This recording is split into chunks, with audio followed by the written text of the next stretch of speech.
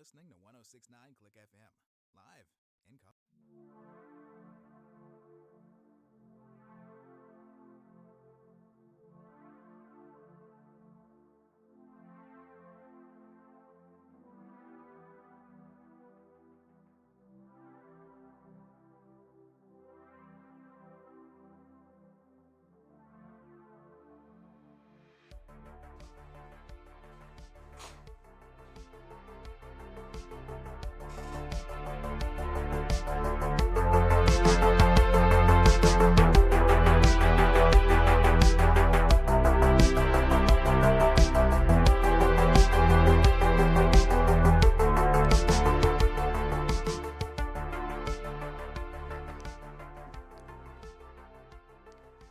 Oh, you're kidding me. You're kidding me. We're going to get bonus coverage because we're getting the end of the other game. It's the Blue Bombers versus the Roughriders right now. And we're in overtime. Oh my goodness. 10 seconds left in overtime, and Roughriders are trying to win it. They get past one tackle, get dragged down before, but cannot finish it. This will be a tie game. Oh, fantastic. Gonna die a tie game before we ever get out of here. I love it. Alright, let's get that down. Oh. Fantastic. We get bonus Canadian football. Whenever you get in, Luke. That's good. Then we have a run up the middle by number 10.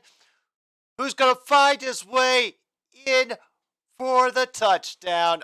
Ottawa Roughriders just took it. Roughriders defeat the Blue Bombers in overtime 31-25 on a quarterback draw.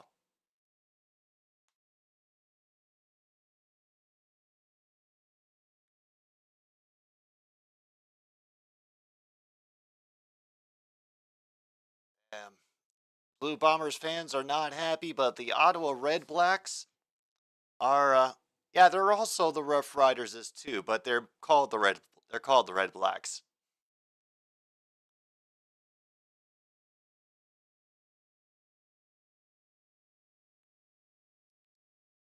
Just takes his time, waits for things to develop, and takes off.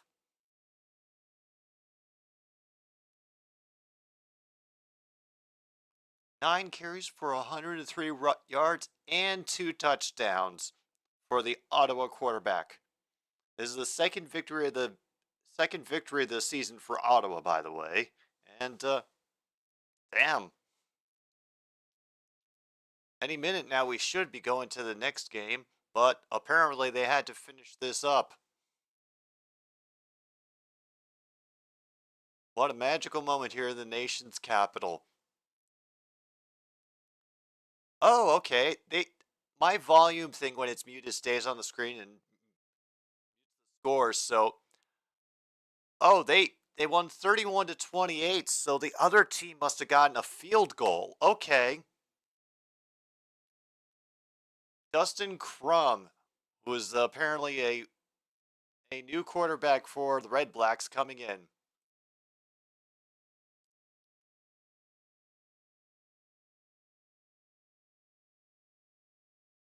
Oh, we have 10 minutes until that game starts.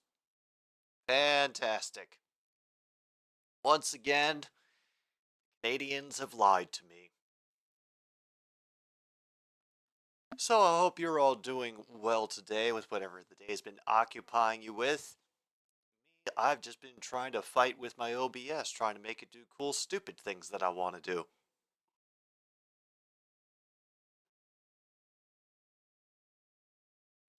Some of them come around, some of them have not. But at the very least, Cannot say that I have been bored today. Absolutely not. Oh God, that's right. There's all the doubleheaders today. Padres and Phillies. There's going to be the Rays and Royals. Well, we've got Giants, Pirates, Twins, Athletics, and Marlins, Orioles. Oh yeah, they're jumping all over the place on the field there. The Red Blacks fans are going nuts in the nation's capital. Meanwhile, over here, we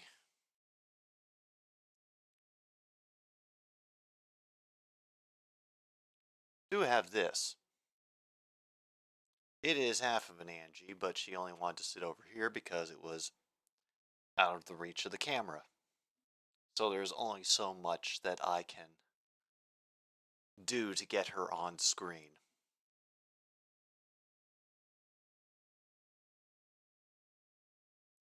Yeah, I know. You defended this house well from the baby turkeys who were doing the most horrible thing by coming up and looking for stuff to eat in our yard.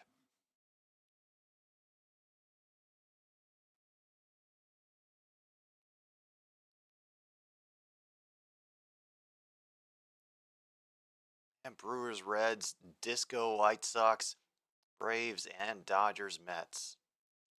Oh yeah.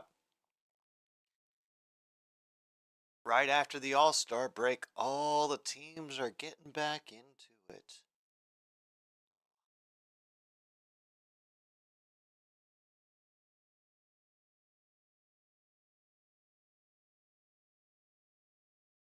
Ah, Angie, you are silly. Very silly indeed. I have no idea why you let my hand stay here like this. I can't imagine that's comfortable. But she is a weird cat.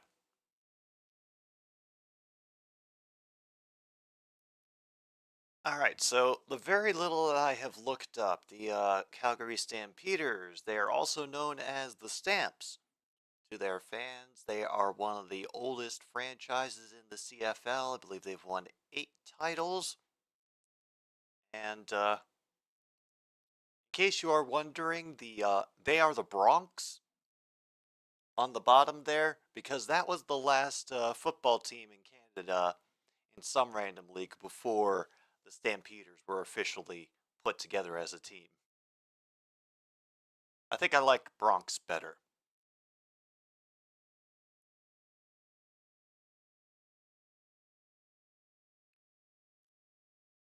Ah. Oh, I wanted to ask you because I had seen some minor scuttlebutt about this last night.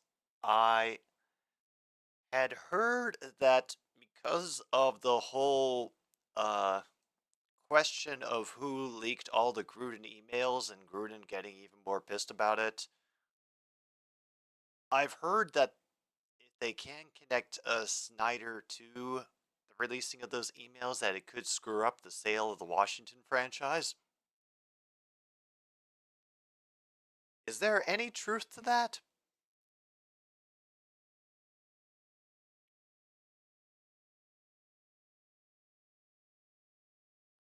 Well, maybe she's saying that, but there is absolutely no chance that she's calling me daddy. As far as she's concerned, she is the senior level executive in this place. Ah, rainless rain delay. I know those very well. Very, very well. Okay, so might have been people just talking. Cool. Oh, there we go. There's all the green jerseys out and about. They're playing at home in Regina. One of the two. Let's call the whole thing off, I suppose. Cordman, it's going all right. I got myself a little Screw City. Helps things start off. Don't worry about it, man. So is the game. The previous game went to overtime, and so we had to wait for that to finish, and then we got like a 10-15 minute break before this one starts.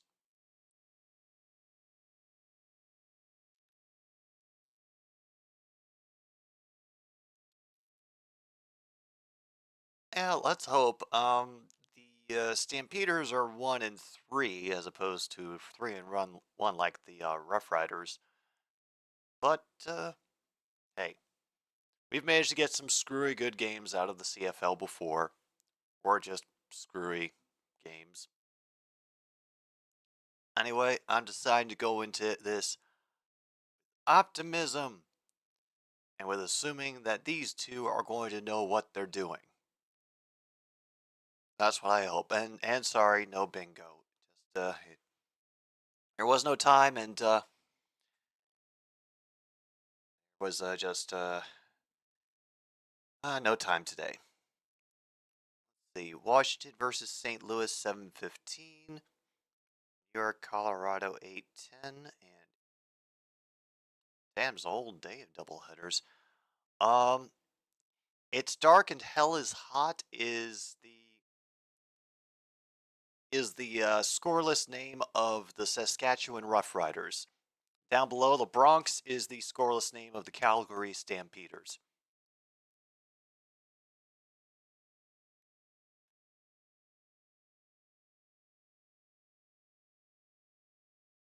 All right, we're getting close. Getting close. They're listed another Save on Foods potential winner from Port Moody, British Columbia, Kevin Mills. Washington won the first game of their doubleheader against the Cards, by the way. I'm so shocked that you're watching the thing about Patrick Mahomes. Hope you're enjoying it, Tyler. And hello to you too, John J.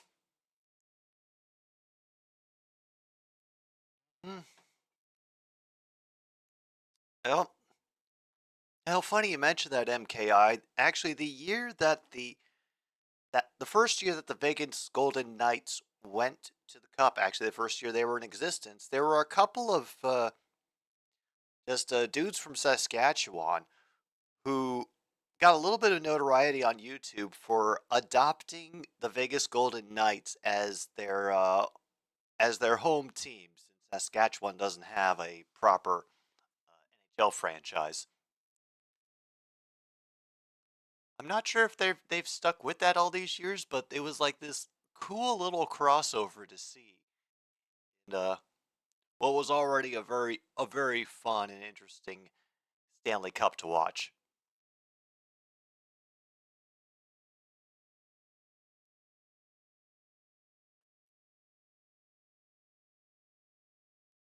Oh boy, here we go, folks. The Stampeders end up getting it about to 30. Was that the 35 or the 45 before they stepped out of bounds? It was pretty quickly. Okay, Jake Mayer is coming in with a completion percentage of 57.4, 6 touchdowns, 4 interceptions on the year, and a total of 907 yards so far.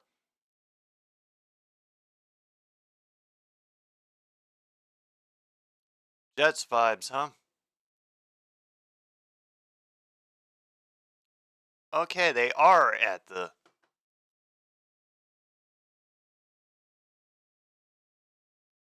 They fake the handoff. He's going for a pass at the 50. And he gets the foot in. It will be a first down at the 50.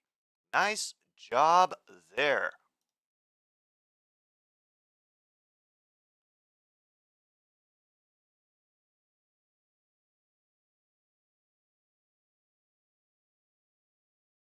Oh, yeah, they had somebody even further down that was open, but good turn. Good turn by Michelle to get down there. Saskatchewan Jets. Well, if they lose here, we can make them the Jets. They do a handoff on this drive. We'll get 3 yards from Mills barreling his way up the middle.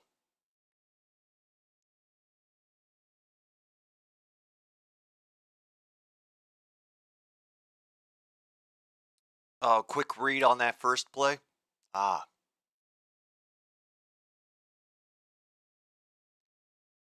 All right, I think we are at 2nd and 7 now.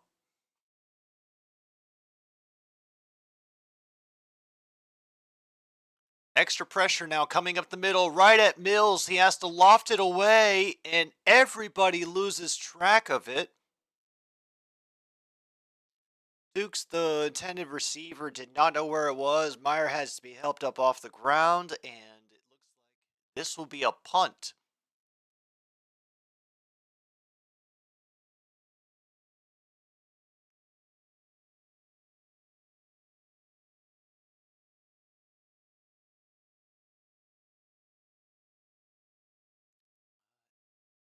There's hope, but there is no dice. So now we have a punt away. Right near the 45. We've got a bit of a boot, forcing him back toward the...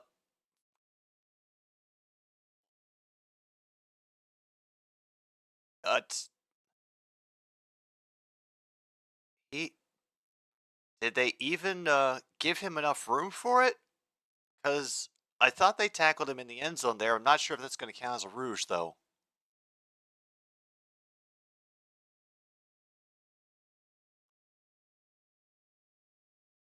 And nobody is making it clear.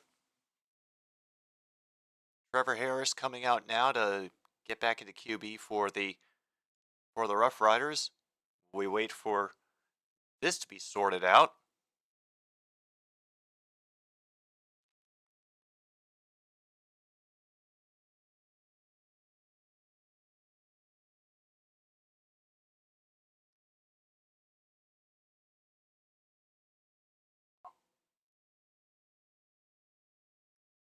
And they do it, and it's another no-yard penalty. They didn't give him enough time to enough room to pick up that ball, so they will end up out at the 30, which includes the 15-yard penalty, I suppose, that they got from the no-yard.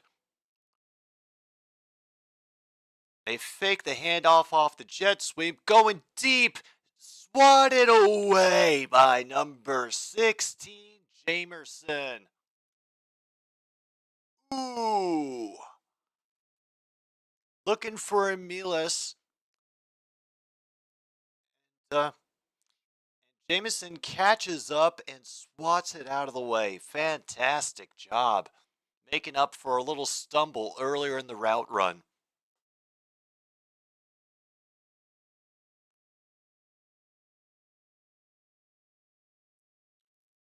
All right. Harris drops back again, hit as he throws, and a quick tackle with barely a gain on the pass by Emilis. He'll maybe get 3. 2 and out for the Riders. Back and forth we go.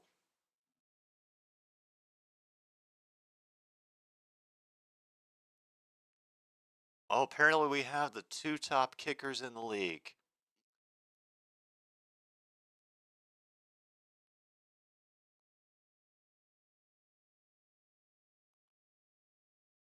All right, Tommy Lee Lewis will be debuting for the Stampeders on return duty. Just had that good vibe early on, eh?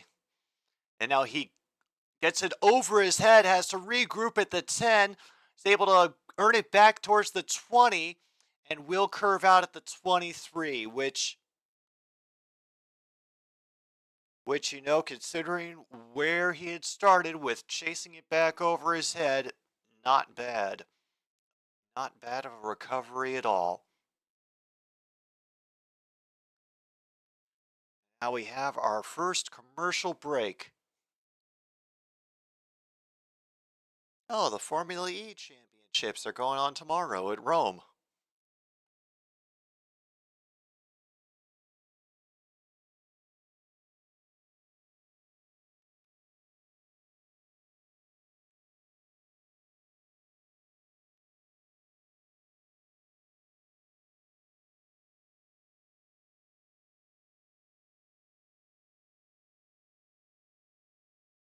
Oh, well. And I realized I just finished Last Screw City. It's going to be happening tomorrow, Corn Man. I've got just about everything set up tonight. I'm going to run things after, and it's going to be happening probably tomorrow afternoon before we do the CONCACAF Gold Cup final tomorrow night.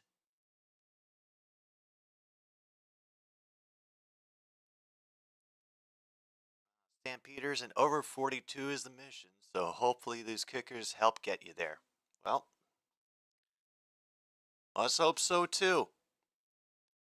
You're still currently at 1:23 to go in the first quarter. I think the Stampeders are going to get the ball back once we return from this commercial, however long it's taken. But thanks for being here, John Bob. All right, there's the graphic we're looking for. They're highlighting Nick Marshall, his defensive efforts for the Saskatchewan Roughriders.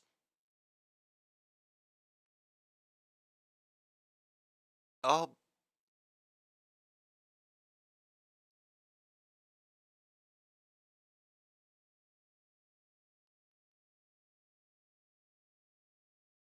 all right, Corman, we'll see you when you get back. 1st and 10 coming up. Stamps go for a run up the middle, and it is nothing doing. May not have gained a single yard.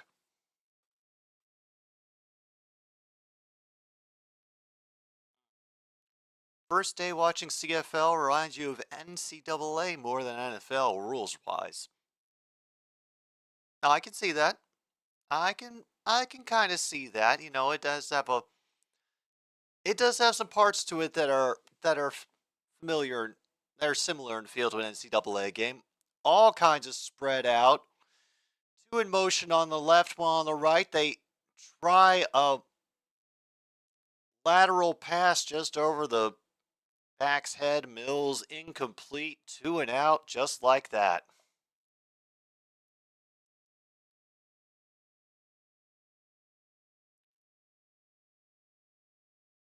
All right. Have another They've had 22 2 and outs so far in 2023. Hopefully everything will get warmed up by then. All the boos in the world coming down for this kicker right now. Kicked from the 15 will be handled inside the 45. There is a penalty flag, is able to bounce out to the 50, crosses midfield inside the 50 of Calgary, now inside the 30, down to the 20, receiving help through the 10. Does stumble his way into the end zone. We will have to see if this is going to be called back, however.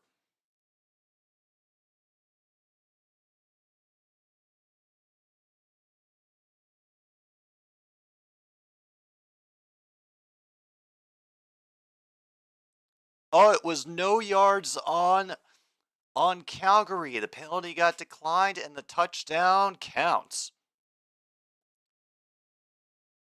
So just like that, we have a 6-0 score here in the first quarter. I know we don't believe it because of our experience. But meanwhile, every other Major League Baseball game is delayed due to inclement weather, and we just got a punt return for a touchdown.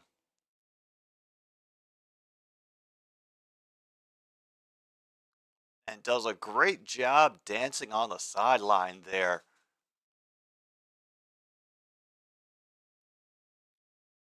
Barton Loutet of Calgary, British Columbia has now possibly won Save a Million.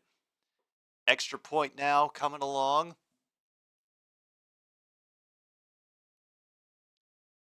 It is true and through. It is now 7-0. And because they have scored and they now get their name back.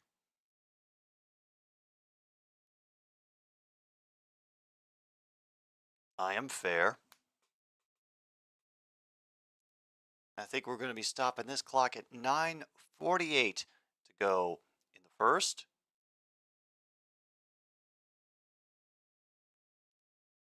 Well, apparently not up in Canada. It's clear smize and easy catching up there.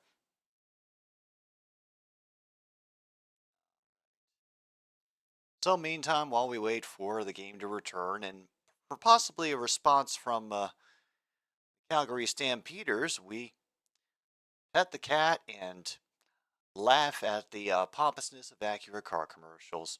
Yes, Roughriders are currently defeating the Bronx 7-0. Saturday night football on CFL. Could it get much better? Not a minor way it could. I happen to have in front of me one of our regular sponsors for this show, another stupid sports show. Napolitanke. They are wafers from Croatia. Albatross, unfortunately, not included, and apparently my cat is now interested in what I have to eat. Oh boy. Oh, you've had a brutal summer, John? That's, yeah, no, we've had some rough days out here, too, in this part of the country. Hope you've been able to stay cool however you can, be it ice or AC, or sitting in the public library for 4 or 5 hours.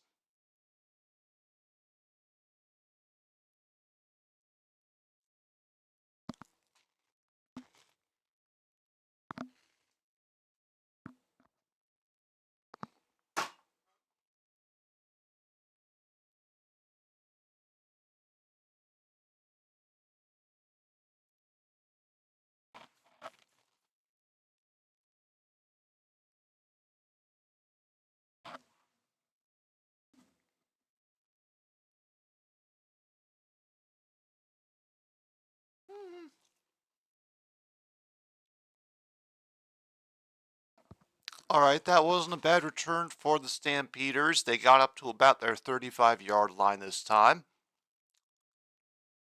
I figured as much, MKI. It seemed like something I had read on the label or was familiar in some way. All right, officially, they are going to be at the 34. And now the extra spirited boos are raining down on them from the Regina, Saskatchewan crowd. 3 options running down the middle, and now we have a great, fantastic 1-2 hit on number 14. Does get the first down. That is Barnes for the Stampeders.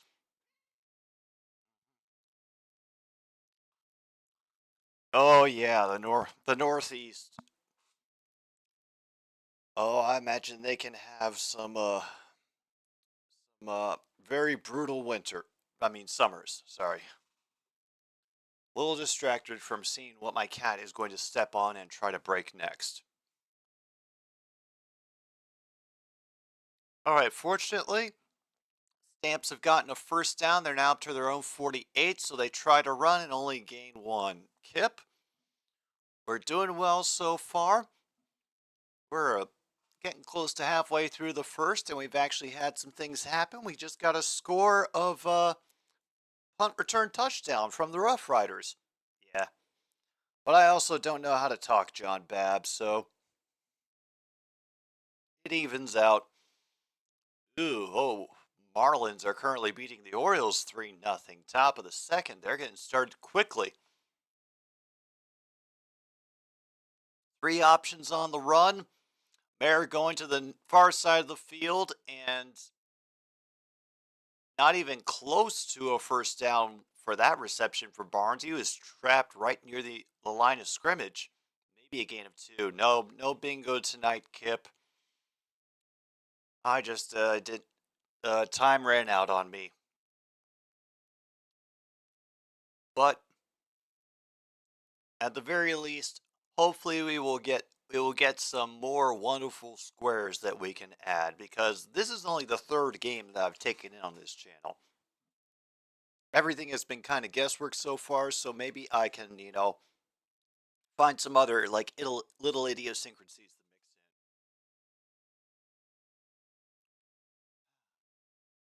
Another stalled drive, another punt for the Stamps.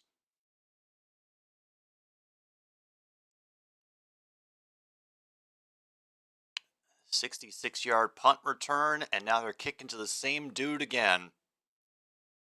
He will come up to get it outside the 20, and he gets grabbed quick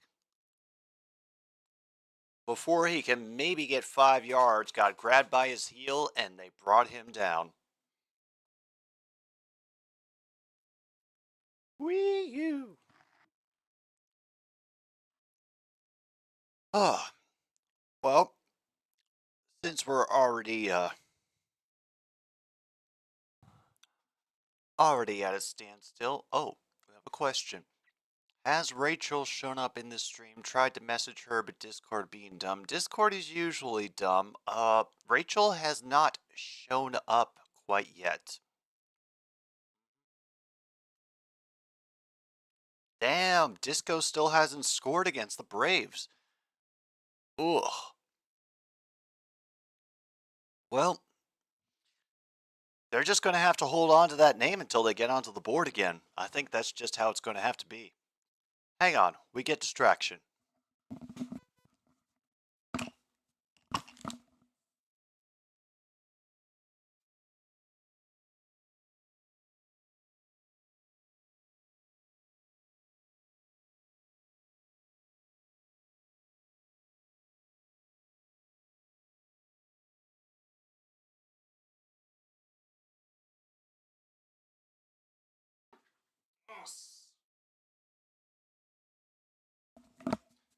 Oh, welcome back, Corn Man.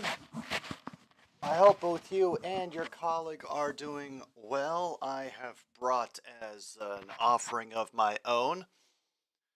As you can see, this is a cat.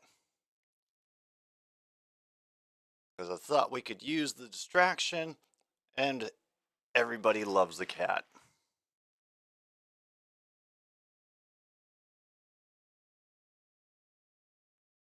Ah, alright, there we go, buddy.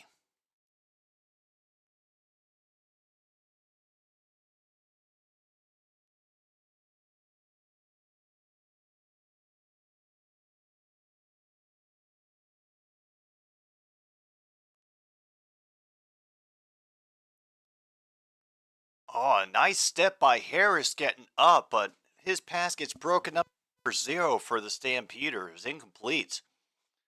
Ah, Monty's good. He has been using his cabinet scaling abilities to all of our detriment. He destroyed a bag of chips that I bought a couple days ago. He is learning how to cat all over again. Enjoyable. All right, 2nd and 10 now at the Roughriders zone 32. Look at the far side, and damn, took a little bit, but finally Harris lost his balance. Sack goes to number 95 for the Stampeders. That will force a 3-and-out unless Saskatchewan wants to get real brave on this 3rd down.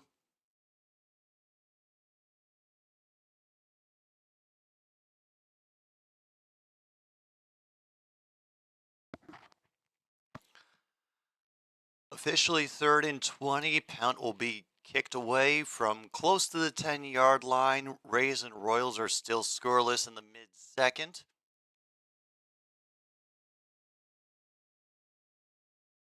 Will be received around the 37, is able to find a minor gap to get him up to the 50.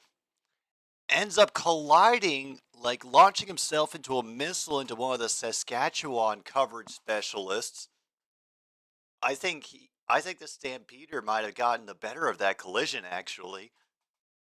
Now let's see if Mayor can actually get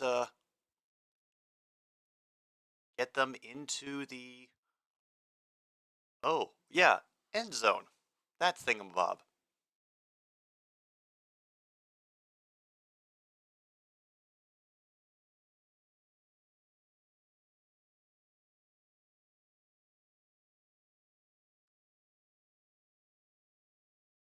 All right, decent run up the far side of the line, gets about 5 yards. Oh, Ray Ellard, the guy that they were just highlighting and talking to in the stands there, Cornman? Cool.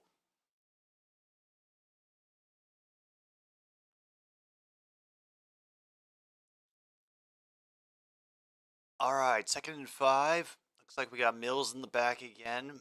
Now moving to the side of Mayer. 3 options, 2 on the far side of the lineup. Pressure coming on the blind side and makes the pass short, but there is a flag that comes out of the backfield. We might get Brian Cox Jr. off the edge for the Roughriders. Might be getting called. Oh, holding on Calgary. Penalty is declined. 3rd down. Damn. Well, Calgary's just doing everything possible to shoot themselves in the foot so far this first half. I don't think it's very admirable, but it is somewhat noteworthy. Okay, another declined penalty. They punt away on 3rd and 5.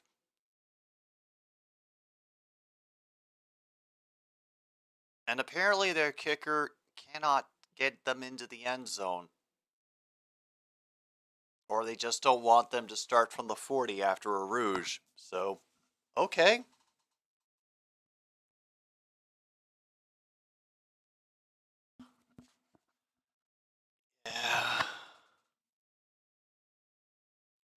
Yeah.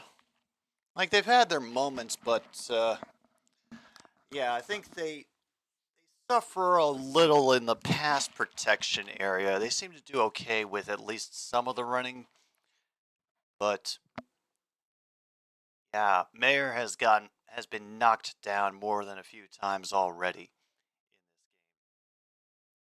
in this game. When can that ever be good when your QB is constantly having to pick themselves up off the ground? You know? It can't help anyway.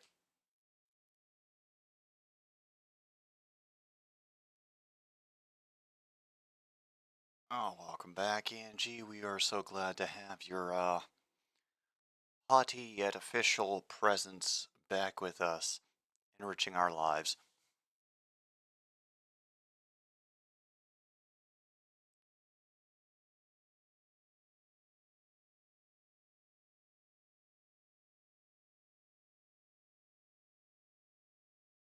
Oh.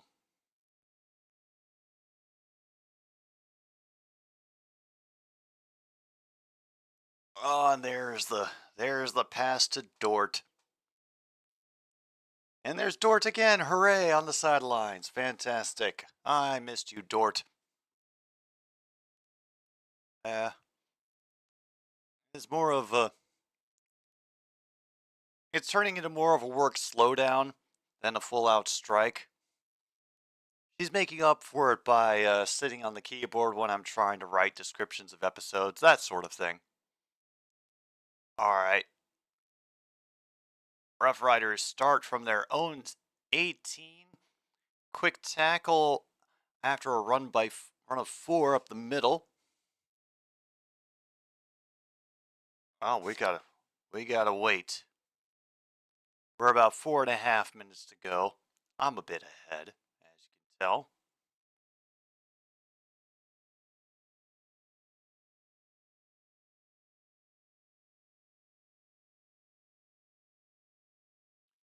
Two options running up on the right. So they go with a run up the middle, and I think they may have gotten themselves a first down. Depending on the spot of the referees, may they be ever grateful and benevolent in their wisdom.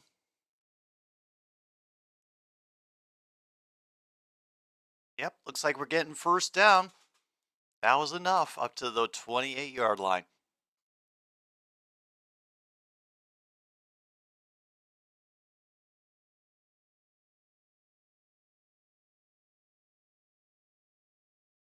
All right, we're getting our options set. They leave it at 2. And another nice push ahead on the ground will get them 6 yards. Trying to burn a little bit of clock off here in the first quarter.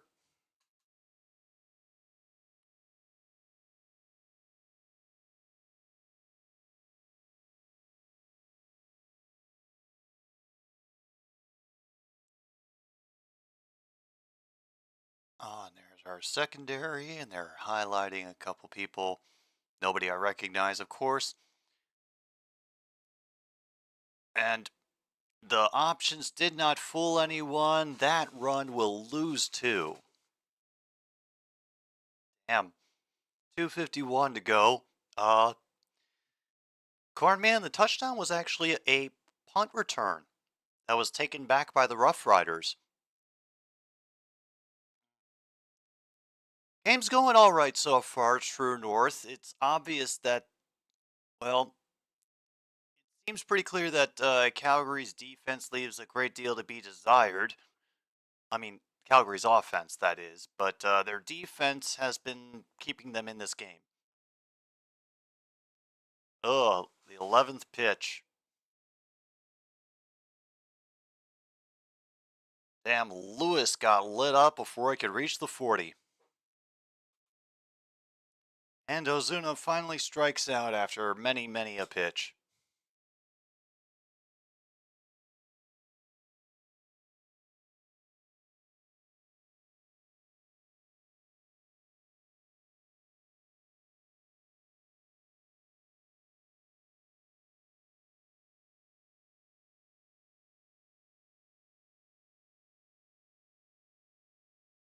Oh, damn. Disco and the Braves are still scoreless at the end of the second. 1st and 10 now. Bears 3 of 6. He's getting a big chunk here, though. An ankle tackle saves the touchdown, but the Stampeders are in Saskatchewan territory inside the 25. Just a beautiful, pretty throw there. Who is that number? I think number 18 on the nope, 81, forgive me. As Hakunavato, who got a great pass from Mayer, and once again only got caught up by his ankle. Officially listed as down at the 22. Options forward on the near side. They tease the run up the middle, and at least the Stamps runner doesn't get tackled behind the line, forces it forward of the line, maybe gets half a yard, a foot, if we're lucky. Neither team has had a hit after 2 innings. Well, we certainly tuned in on the correct evening, didn't we? Oh, boy.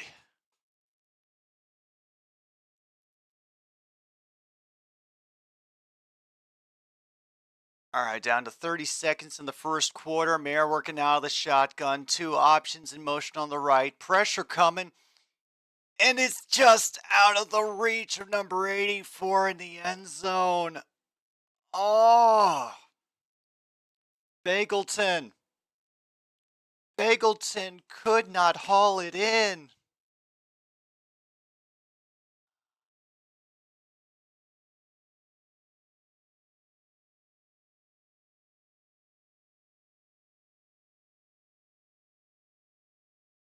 Oh, just in and out. Yeah, possibly Bagleton. I think it's the same one, though. Field goal attempt comes out, and, well, unfortunately, I apologize, folks. The Bronx is now gone. Please welcome back to the scoreboard the Stamps.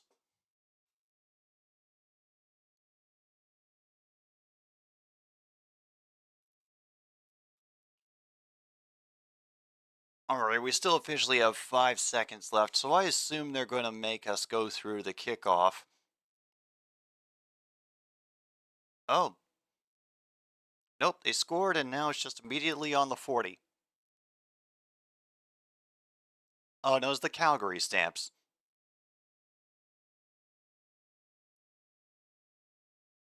And another run play gets them approximately 6.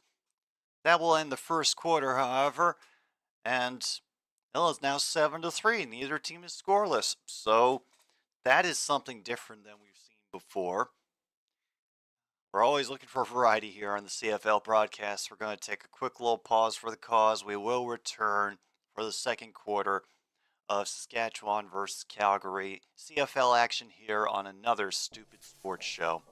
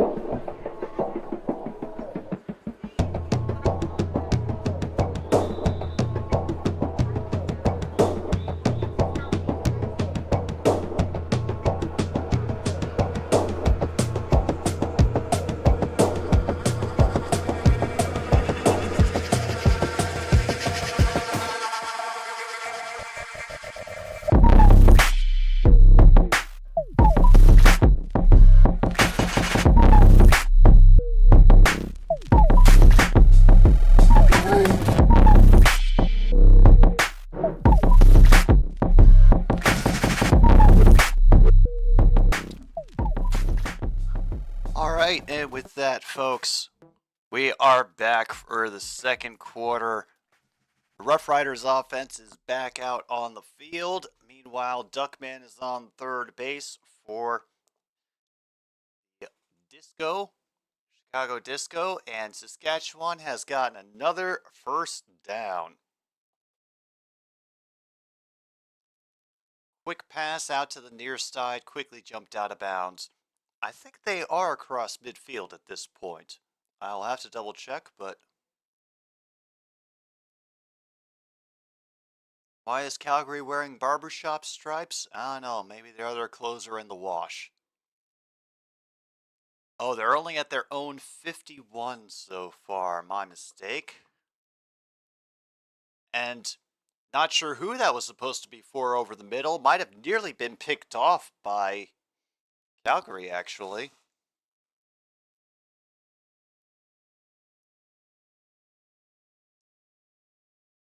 Let's see, he's coming. There he is, coming from the right.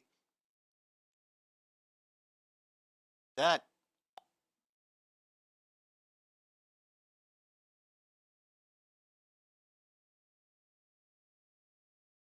Oh, apparently, Saskatchewan is missing some of their receivers. And a great break of that tackle by number 88, Watson, to get them another first down, about 14 yards on the completion. Uh-oh, it's a lurking Ishii, and Luke is here. Hello.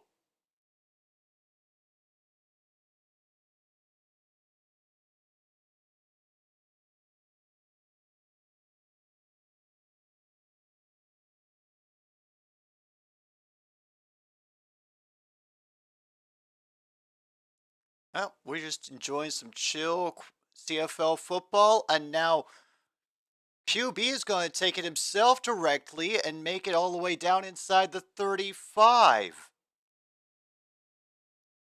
Just barely didn't quite get the first down. We doing good, Ishii. That's a different broadcast, not today.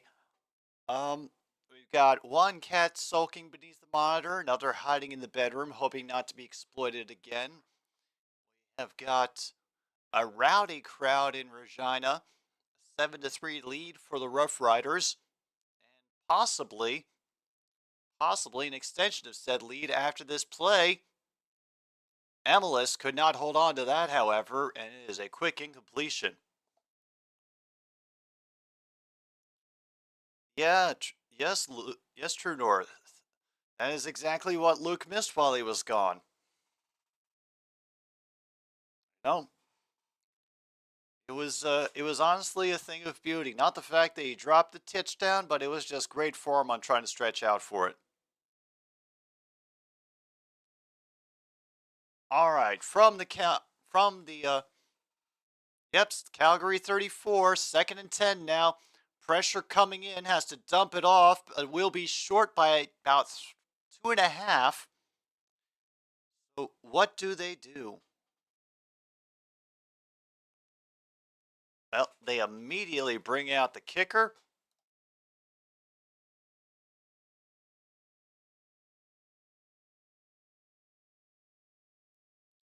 Tackle made by Micah Hawway for the Stampeders. All right, Leaky Ishii, enjoy your lurking. This here going to be a 36-yard field goal attempt for Saskatchewan. Line up from the right tag. And it is right down the middle. Now a 10-2-3.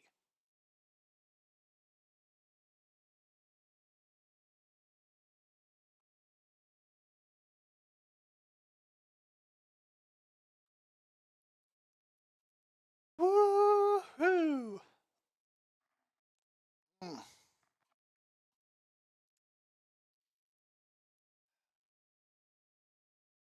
Yeah, I do apologize if I'm a little bit quiet today, but yeah, there was a lot that I was working on, and some things are still rattling around my mind. So unfortunately, I'm a little bit distracted. Wish I could have gotten it out before the stream started, but that's how it is. Oh no! Oh no! The disco is dead. The White Sox have scored, and now they get their name back. They're leading the Braves 1-0 in the top of the second, top of the third. And now they're just going to break my heart again. I can feel it coming. Anyway. It's, it's a little, it's not as really difficult as you think it is. It's just sort of having to turn off parts of my brain that force me to judge what is coming out of my mouth too quickly, or I don't follow this track of thought. That's going to be too embarrassing. But then it goes into the better conversations. Everybody. Oh, they finally got the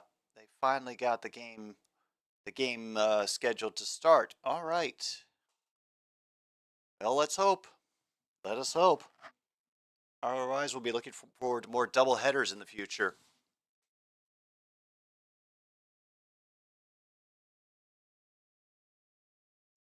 Mayer fakes the handoff, is able to find somebody up the middle, number 84, who's inside the Saskatchewan 50. That's Bagleton.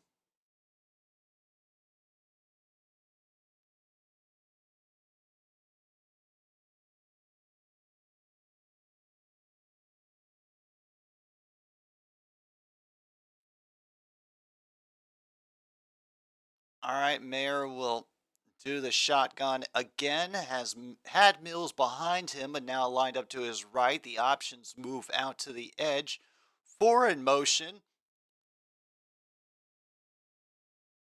Mayer has a completion to number 14 as Bagleton just kind of watched. That's Clark Barnes who got that catch in the middle this time.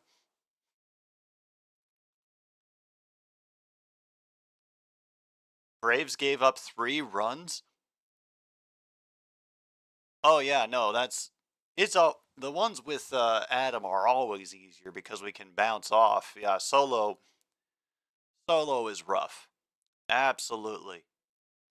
They're favoring the far side of the field. They think that's where they're going to go. Delayed blitz and throws it over the head of the intended receiver. I think we're up to third down now, actually.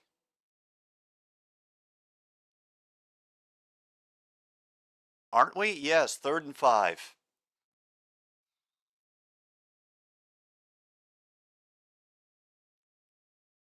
Yeah.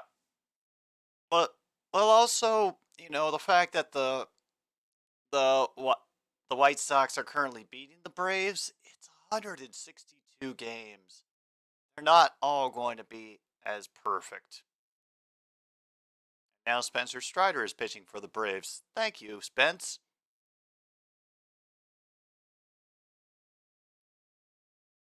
Holy crap, he just got a 51-yard field goal. And that puts their lead down to 4. Okay. Cool. I mean, I guess that's something. Like they said, these two teams have got some of the best kickers. So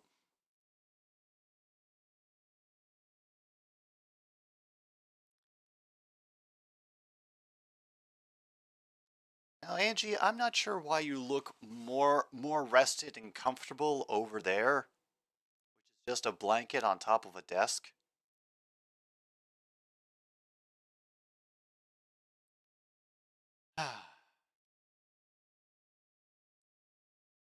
I do not know. I do not know. Well, actually, that's something that I can figure out. Let me look ahead. I'm just going to take a quick look ahead at what I know is going to be broadcast for sports this upcoming week, because I'd like to get a little bit of a jump on my schedule making. And hopefully we'll find some interesting teams to watch, because, well, we haven't gotten so very lucky. Why does it have to be?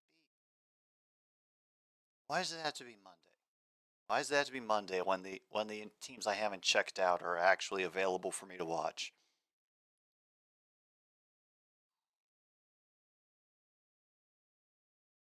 Ugh, and the rest of the week is just all right, all right. I guess that's one we can do. Um, the rest of the Major League Baseball schedule on my immediate available channels is deep hurting, but we do have a midday game on Wednesday of the Marlins versus the Cardinals. And I haven't gotten to check out the Marlins, and it's always fun to see the Cardinals humiliate somebody when people least expect it, so I think that might be a winner. Dodgers Mets still in rain delay, 1st and 10 at their own 40. Decent chunk up the middle for 45. And getting some players disentangled. Morrow's a little slow to get up. He nods that he's okay. Looks like he just got caught underneath some people and needed a moment to recombobulate himself. Oh, nope. Calls for a sub and goes off. Whatever it was noticeable enough for him to take off his helmet and get back on the ground.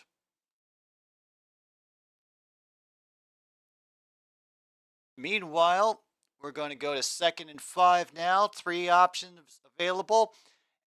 And he's hit, and it's a strip sack.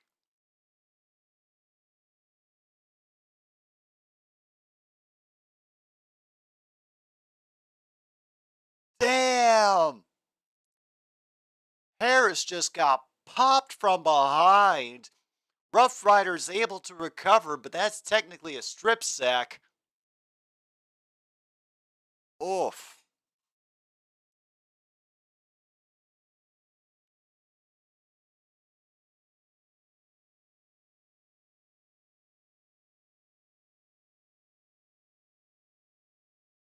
Oh, apparently we have a flag on the field and we don't know what the call is.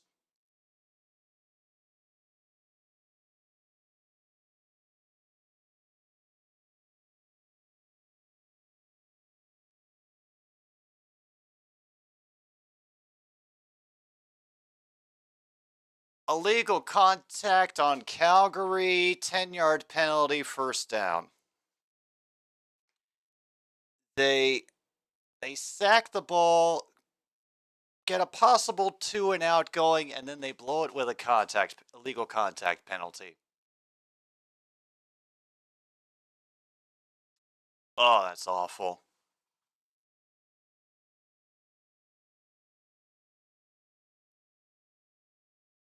Yeah, there is never really a time to relax.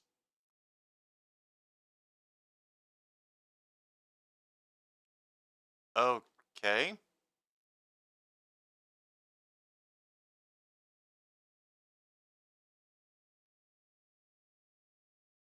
And Harris gets sacked again.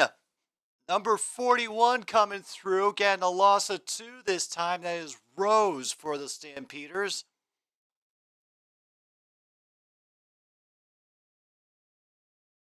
Third sack of the season for Rose, and let me see. Yeah, the Stampeders are doing this with only 4 rushers against the offensive line of Saskatchewan.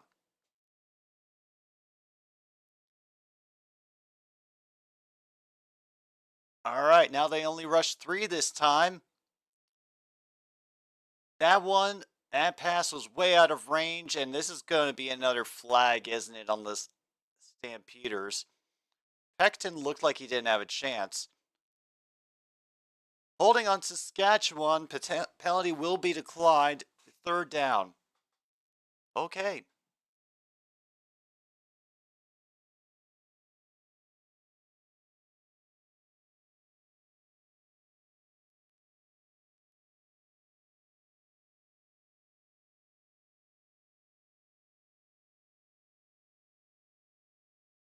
Oh, that's a pretty obvious hold. All right, we got our punt formation set up now on 3rd and 12. We have a bullet of a punt that will go out of bounds around the 15. Officially the 16. Jake Mayer comes back on the field, trying to get the Stampeders back into this nonsense. Now, I know I definitely haven't done the Marlins. Another one that I know I want to do is the Orioles. And once again, all my local broadcast baseball games, it is, because of where I am, it's Cardinals, White Sox, Cubs over and over again for eternity. Considering the state of both Central divisions this year, you can see how I'm not exactly dancing with joy over the available selection that I get to choose from. Oh well, that'll be something to figure out later. Oh yes, of course, that as well, Luke. That as well. Just I think I've seen them enough for this season to know that I don't need to watch them anymore. It's with the same the same point that I've reached with the White Sox, honestly.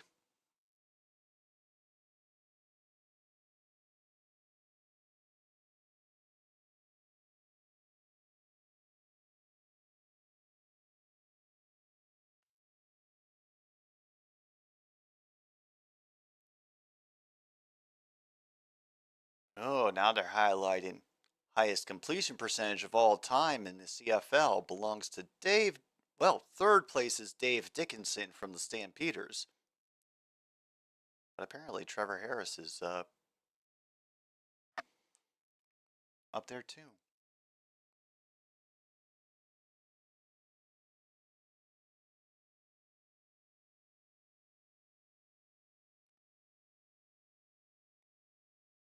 All right, there's Mayer coming back. Meanwhile, Athletics losing to the Twins 6-1. Mayer finds Bagleton underneath, who steps out of the tackle and then proceeds to rush up the side. Has gotten up to the 40 now. To the 48 is Reggie Bagleton. Oh, goodness, Rachel's here and she's putting handles on mugs. Hooray! We're just watching the Stampeders try to get back into this game against the Roughriders over here. And one-time preseason Green Bay Packy Reggie Bagleton is doing work for Calgary. They're now up to their own 48. And a great job finding the gap through the middle. Mills gets up to close to midfield, actually. Rays and Royals are tied at 1. Yep, didn't see that coming. I gotta be honest.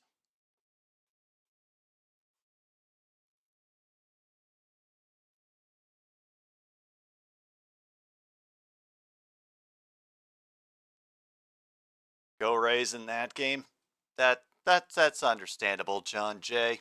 Nobody wants to be below the Royals. Sorry, Rachel. Mayer's low on that one to number 81. Half a yard shy now. Oh boy.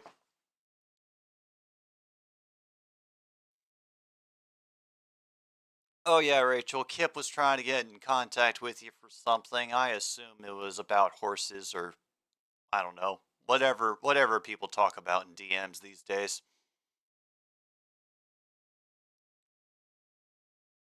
Oh, they're staying on the field. They are being brave. They just got across midfield, and this is going to be a tight formation. They are going for it on 3rd and 2, and Mayer, oh my goodness, that's Stevens who barreled forward for it. There is a flag because we cannot have anything good.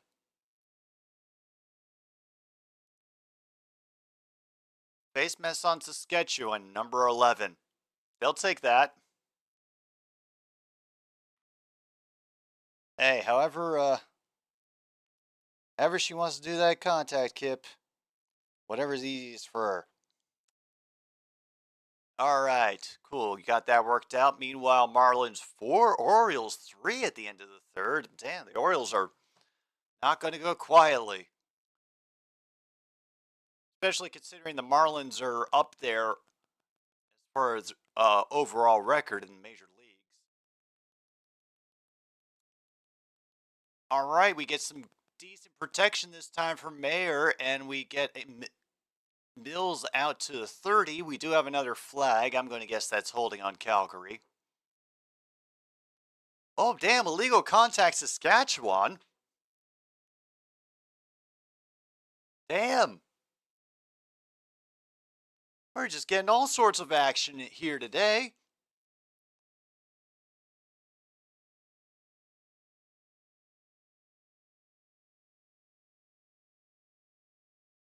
And we are at another first down on the Saskatchewan 25. 4.5 minutes to go in the first half. Meanwhile, White Sox and Braves are tied at 3. And a great effort by Michelle gets taken down by A.J. Allen after gaining about 6.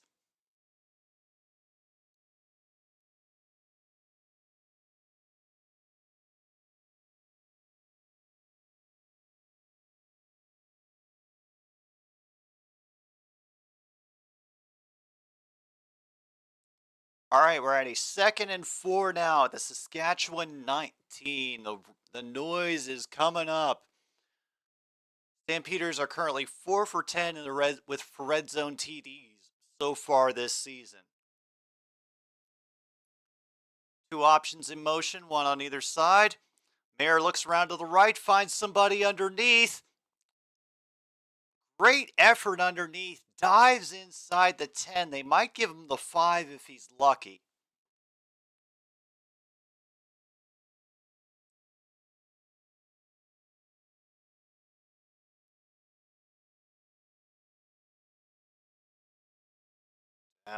And some decent movement by Mayer to work that pocket. Everybody's waving each other different directions. First and goal of the ball game, I think. Incomplete as there is a collision in the end zone. Neither one of them will be flagged. And we are now inside 3 minutes, folks. The clock is going to be stopping a lot more from here on out. And the odds are good that even if the Stamps do score here, the Roughriders will be able to take it down the field again. Kind of just how things happen to go with CFL games, I've noticed. A lot more of the action happens in the last 2 minutes, the last 3 minutes of the half, than almost anywhere else.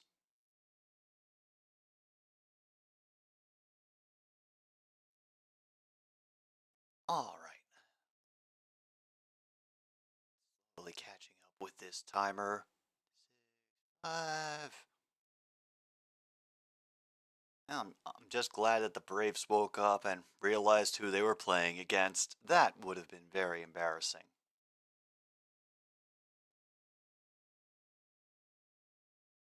Oh, right. I closed all those other windows because I wasn't using them anymore. Of course.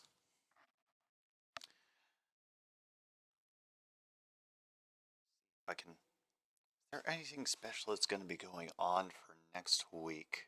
I cannot think of anything so far. I do know that we're starting to veer towards that point where the preseason games and the Canton game will become a thing. So, going to keep my eye out on that.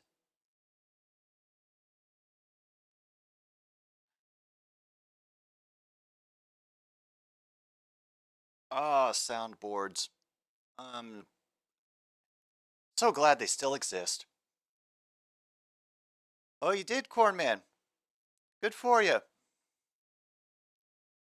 All right, here we go. We've got a second and goal now. From the 7-yard line. They only rush 4. And he finds him in the end zone. Tommy Lee Lewis, in his debut, gets a touchdown for the Calgary Stampeders. Just came back to Calgary taking the lead, Cornman. There's been a little bit of field goal back and forth, but finally Mayer's been able to take the team down the field with some help from Mr. Reggie Bagleton and Mills. Great job. A great job finally getting down there. Oh yes, Raiders Jaguars. I remember it because they didn't play any of the stars.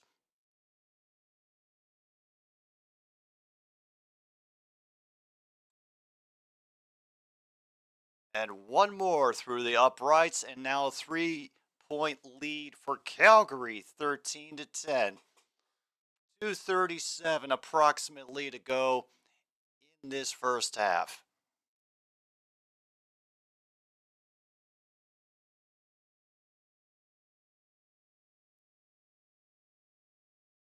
All right, let's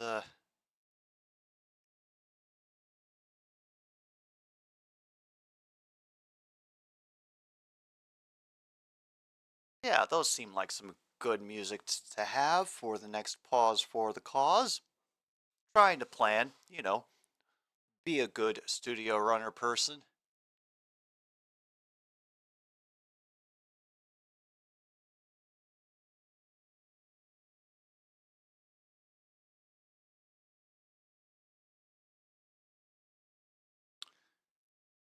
All right, we're getting some happier faces on that bench. Mayor is staring at the tablet.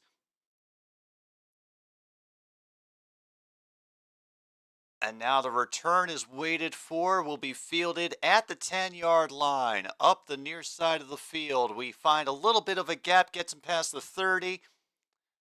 And number 2 will get up to about the 32 for Saskatchewan. Here comes Harris back out onto the field. We have 2:32 to go in this first half. Yeah. Let's see if this thing actually made it to...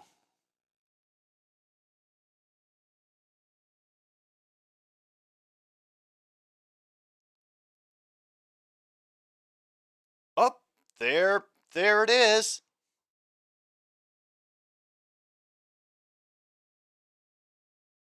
There it is, Luke. I see that it came in. All right, cool. 2nd and 5 now. Officially at 2:27 to go. Roughriders are up to their own 38, I think. Oh.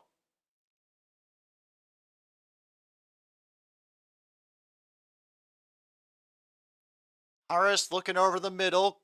Receiver is quickly wrapped up at the 44, but that is going to stop the clock once again at 2:20.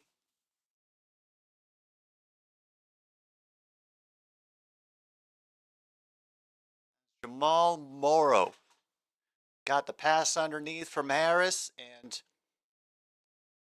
just a little dump off underneath, and he is able to get enough room to build up the head of steam to grab that first down. Harris flushed out of the pocket, is able to get it away quickly. Jones gets thrown out of bounds before he can get to the first down marker, short 2 yards. Clock down to 2:07.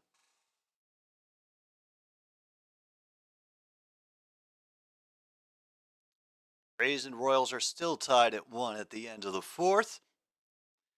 I'm assuming Watts, Ox, and Braves are still tied wherever they are for that. 2nd and 1 for Harris. Easy open pass on the left. They wrap up the receiver quickly for a first down, 2 minutes and 2 seconds.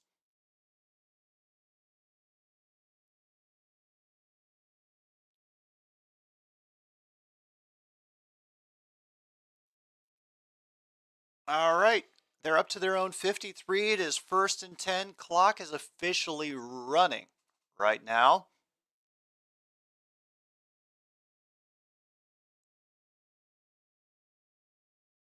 Everybody in motion, empty backfield. They make that quick run and tackle him back at the midfield. Loss of a yard officially.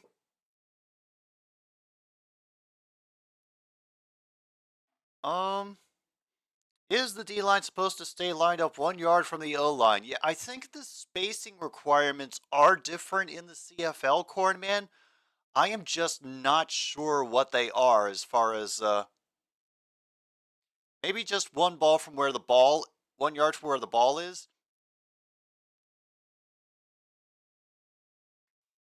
Procedure, folks. We have procedure on Saskatchewan.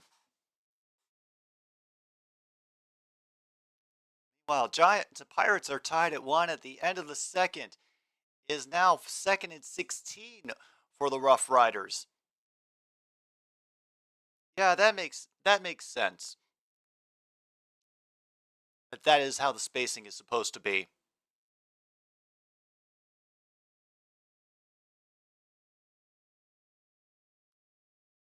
All right, 3-man rush.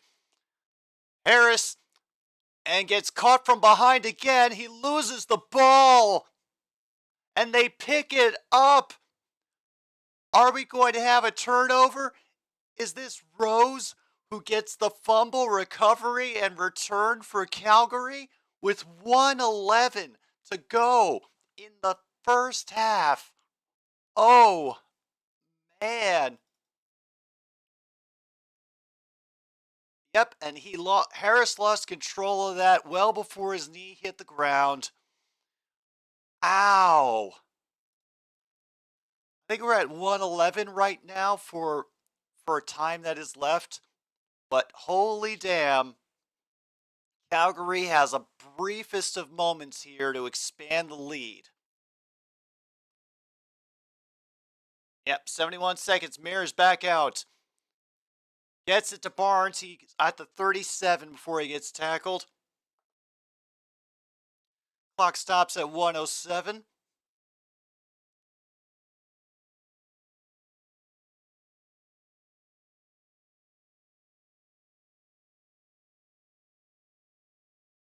Yeah, number 9 is the one who dislodges the ball from Harris, by the way. All credit to him. And a hell of a hit from number 3, stopping that run in its tracks. He goes to pose for power in front of the QB. And just like that, they're stopped. Well, they must be trying to do something, play for a contract somewhere else maybe. Twins leading the Athletics 6-4 at the end of the 4th. And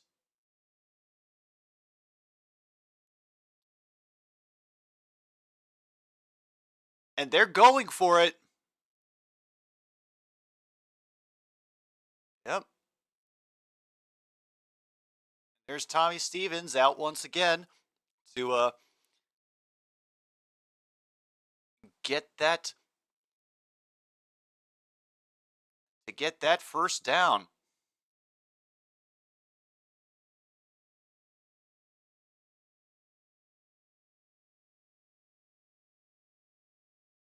All right, Mayer's back out. Almost picked off, but a fantastic grab by number 86. Oh, Autumn's Dukes gets his first catch of the game, and that was in tight coverage. Very tight coverage. Number 11 was this close to picking it off. 2nd and 2, they're going to push it forward with the run. I think they get it. Clock will stop at 22 seconds.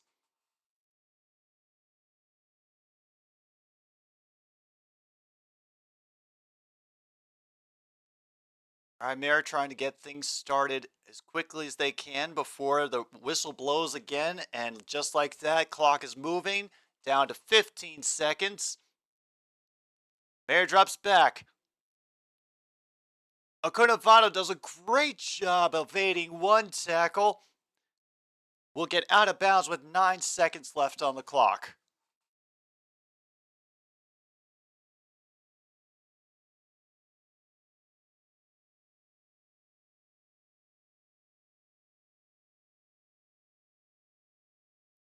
All right. 2nd and 2 now. Second trip to the red zone for the Stampeders. Oh, Kevin Gaussman's going to get scratched from the next start because of back discomfort. Ugh. We had an unseeded female tennis player win a major and an easy dump.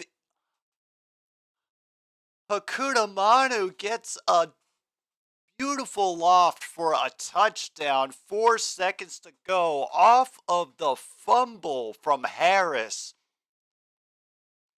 Mayor to Hakuna Vanu for another touchdown.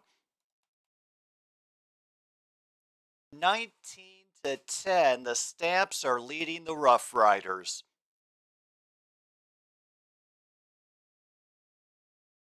I have no idea how he got that wide open, but it happened.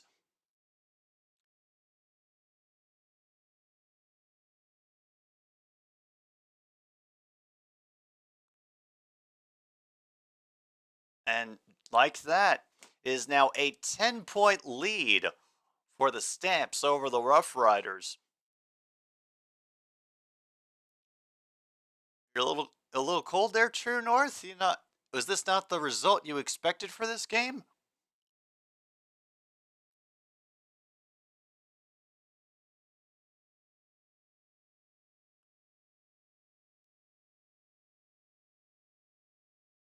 Okay, I see what they were doing. They were essentially stretching and manipulating the cover 2. Okay.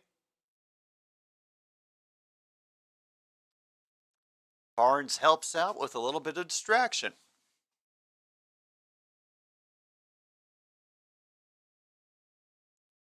Jake Mayer has officially reached over 200 yards in this first half. He's getting, and Akunavanu is getting his congrats and talking his trash over on the sidelines. Hell yeah, man-to-man coverage is the best. If you can't manage it, then you do what you can. Now all the mugs have handles on them, folks.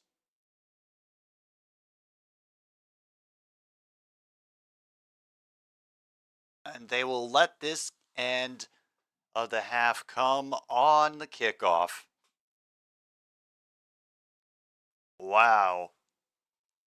Trailing most of the time, but then with some second quarter regrouping and a fumble recovery that led to a touchdown for Akunavanu from Jake Mayer, the Stamps now lead the Roughriders 20-10 at halftime. This has been a fun game. Let's see if the Roughriders can make it into an actual competition when we get back. I'm going to take a pause for the cause. I recommend y'all do the same too. We'll get back to more CFL football here on 106.9 Click FM. Thank you for being here for another stupid streaming show.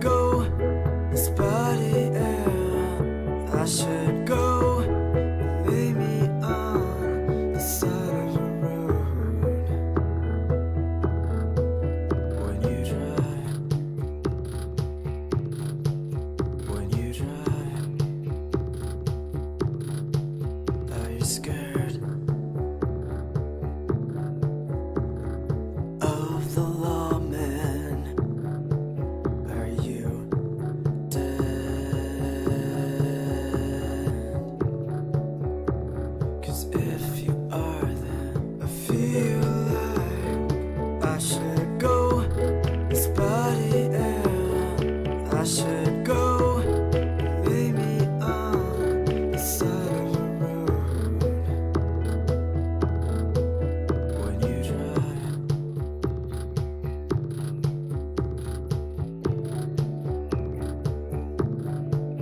Are you slow, deliberate? 'Cause you know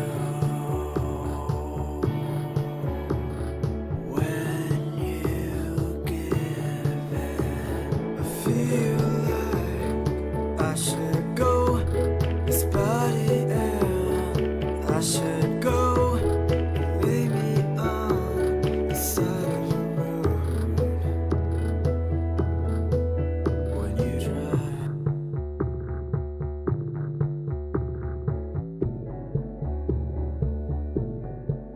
Do you think everything is like the sky? Is it thinking? I feel like I should go this body and I should go lay me on the side of the road when you drive.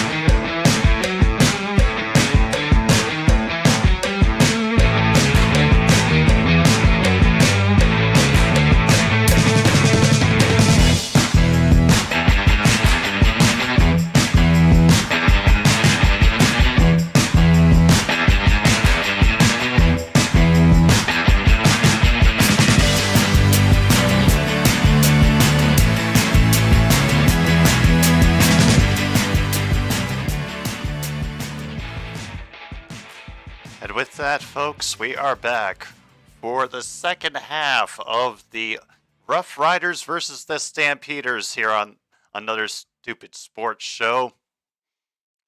Dang, I did not expect 20-10 to be the score at the end of this first half, and a good celebration by the Calgary special teams. Stop Hickson just beyond the 30, and that's where Trevor Harris will start up again for the Roughriders. Now, for those of you who just joined us, near the end of the second half, there was actually a strip sack on Taylor Harris by Rose, one of the players for the Calgary Stampeders. Well, actually, Rose got the strip sack fumble recovery, and then Mayer was able to take it down with the rest of his team for a touchdown, and that's why we're here now. Instead of the Roughriders dominating, it's just been the Stampeders getting back into it bit by bit. The weird thing is that even though the Roughriders led for so much of it, they were losing in the time of possession. And let's just see what they're going to have set up for us here in this half. We will start with another sack. Oh, man.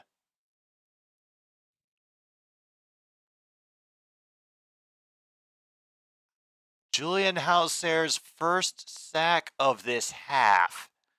Second of the day, his first 2 of the season. Oh, okay. We have learned something today. That you should look out for the Calgary Stampeders front 4 because I don't recall the Roughriders doing this badly against the Elks defense. All right, 3rd and 20 now. This is a bullet of a punt. It'll be grabbed at the 37 and some great acrobatics and twisting to get out to the 45, gets to the 50, has the room, and is going diagonal across the field. Will return it for a touchdown. That's Tommy Lee Lewis. Oh my God, I'm betting there's going to be a penalty on Calgary and it's holding so we don't get anything fun. Damn.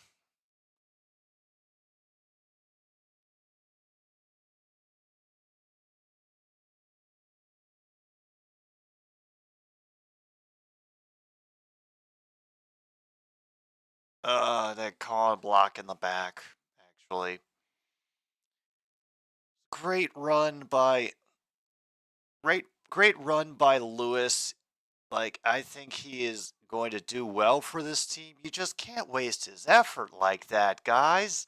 Come on. All right.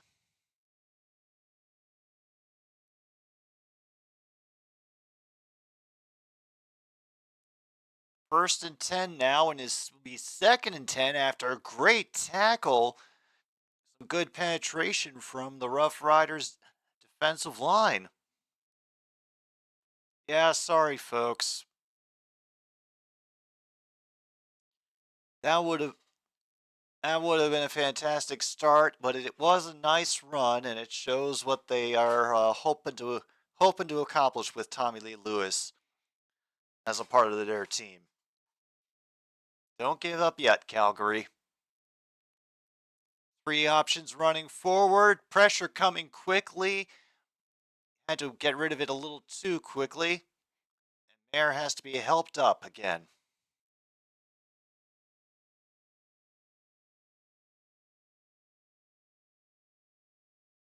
Oh, that was it. They're 2 and out. For the first time in a while, this whole 3 downs only system has caught me off guard in the CFL.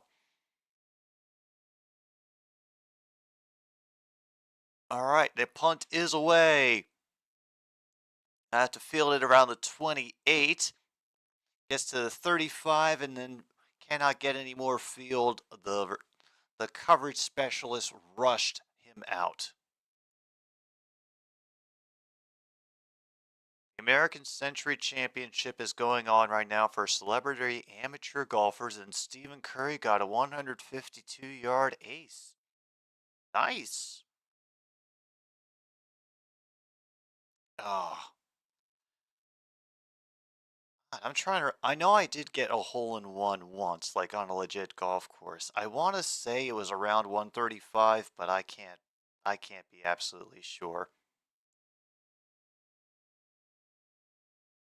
I also have hit somebody. So, I've gotten 2 of the most difficult shots to pull off in a golf game.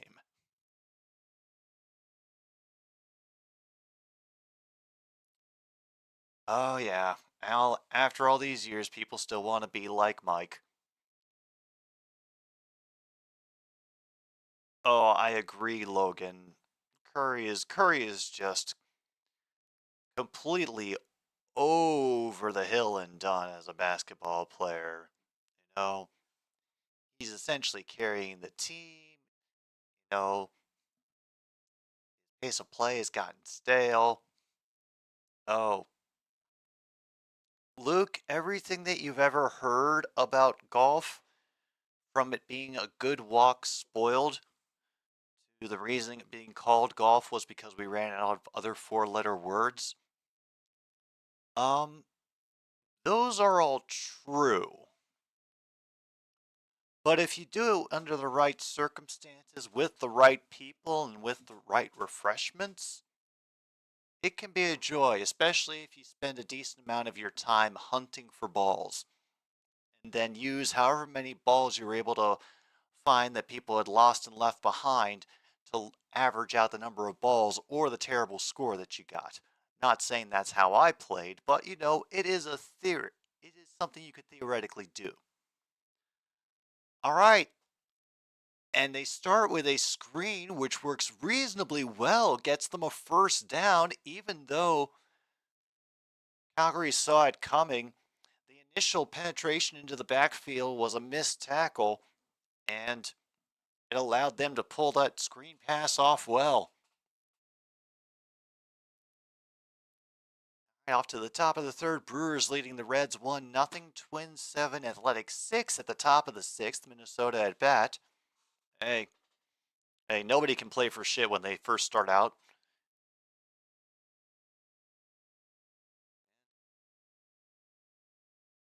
Another dump pass that might be just shy of the first down, or maybe they'll just give it to him.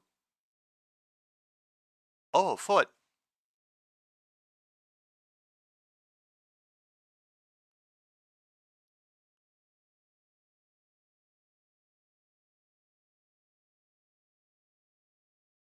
And just like that, that easy pickup.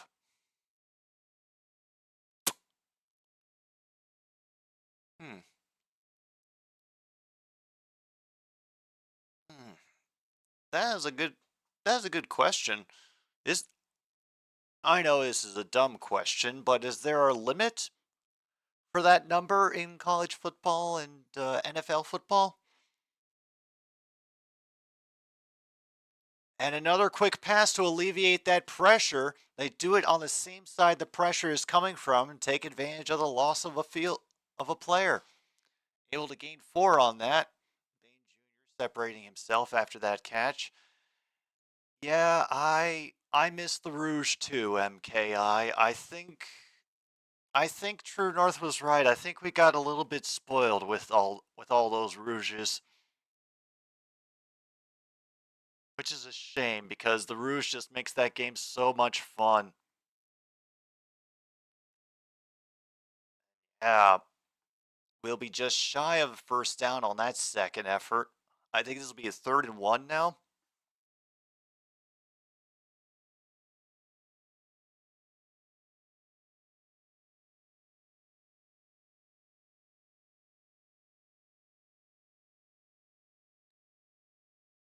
The Rouge.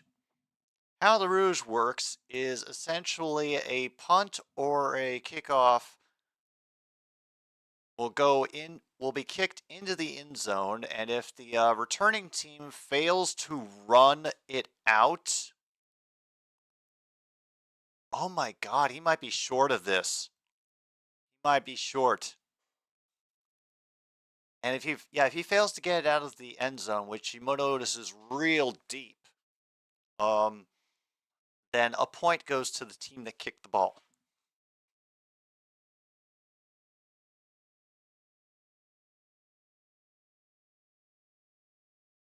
Yes, they have a no touchback rule.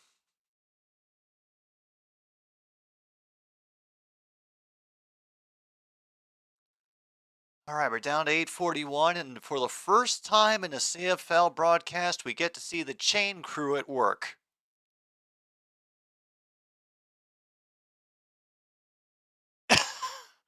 Oh, they're saying they're joking on the NFL about where they're getting it.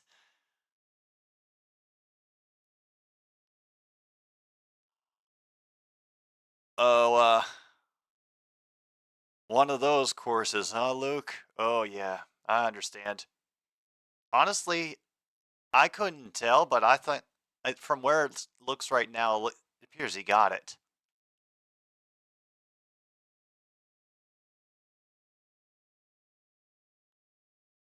Got to give space for TV, though, guys. Space for TV. You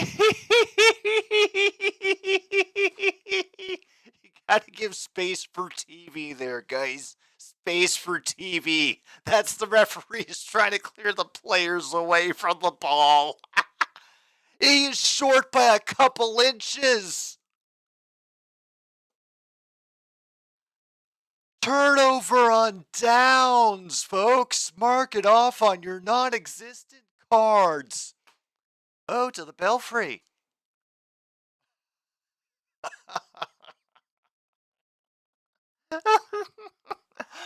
Oh, you know what? We haven't got a rouge. We didn't get the rouge, but we did get the eternal phrase, make some room for TV there.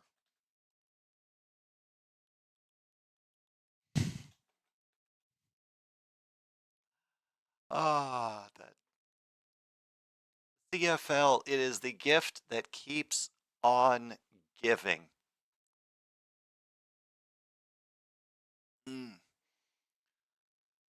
Oh, if they had called first down, no.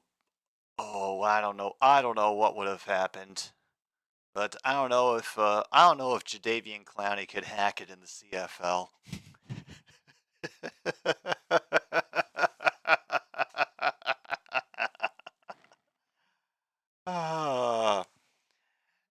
Anyway, another stupid sports show is also sponsored by Sioux City Sarsaparilla.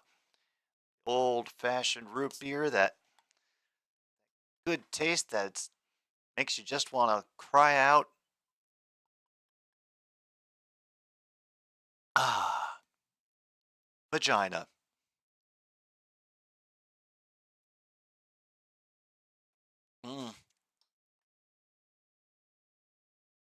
You're absolutely right, Kaylee. Tom Brady would never make it on the Roughriders, let alone on the Calgary Speeders. Argos wouldn't even let him in the door. Hope you're having a good day, by the way, Kaylee. Meanwhile, we've just had a turnover on downs. It is now Calgary's ball. They're the Stamps, by the way. Oh, yeah, they don't call roughing the passer when the quarterback gets breathed on. And we have a major loss. The first sack of the game for the Roughriders by Robertson, number 45. That's going to double the distance they need, I think, for the first down.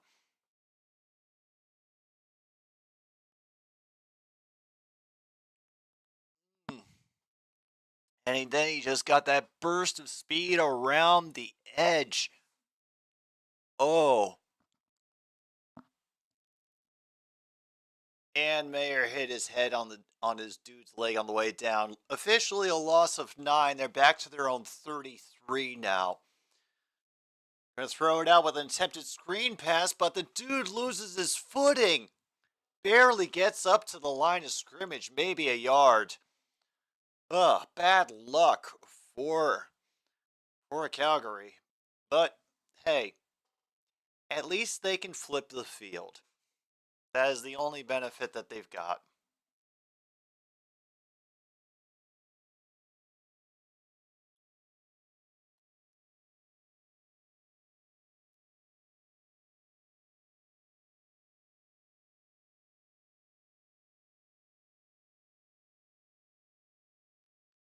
All right, we have another bullet punt. This will be caught about the 17.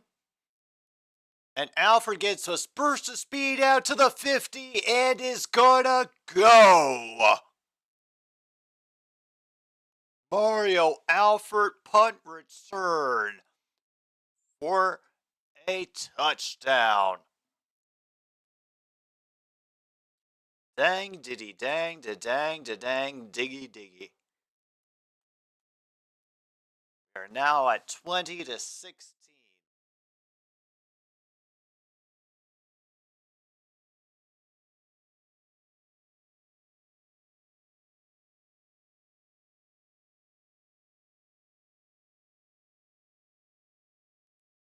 "92-yard return. A 92-yard punt return.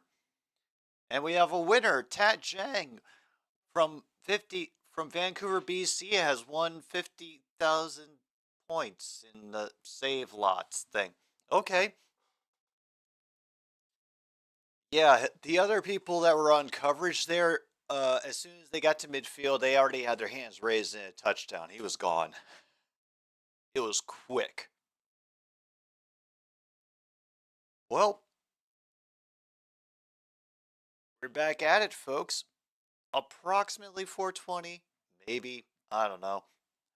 But it's now 20-16. Stampeders leading the Roughriders. This might come down to it. I do miss the Rouges, but, you know, at least stuff's happening.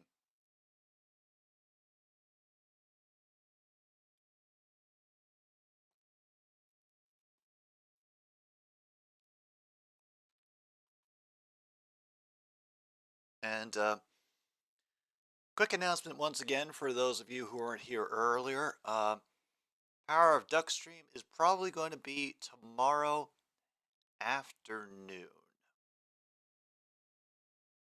Probably around 2 or 3 o'clock. Not sure specifically when, but just, you know, be ready. Be aware. You have a fantasy draft in 10 minutes. Who should you pick first? Young Hoku.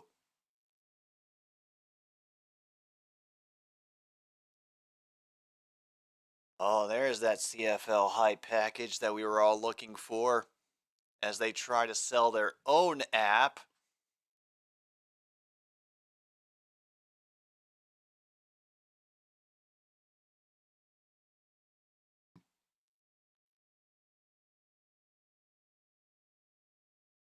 All right, I got another vote from William for Daniel Jones. Very good, very good.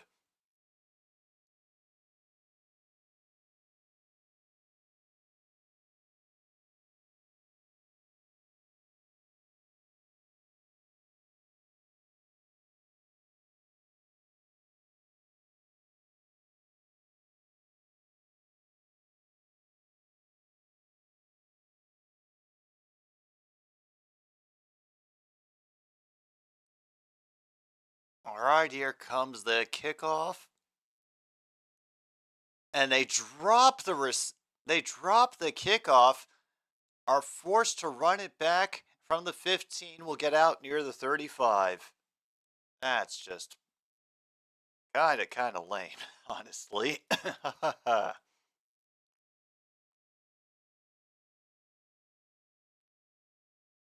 Wow. Called his shot, said it bounced back and put some more points on the board. Mario Alford has scored both the touchdowns for the Roughriders tonight.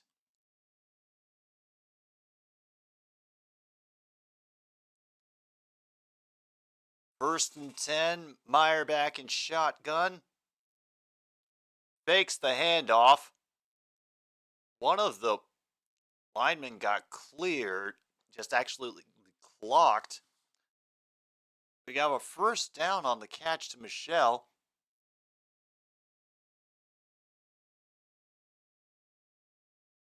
We will decline an illegal contact penalty on Saskatchewan. I thought it would have been on them because it came way out of the secondary, that flag. So, first down either way. They're up to their own 47 now. We're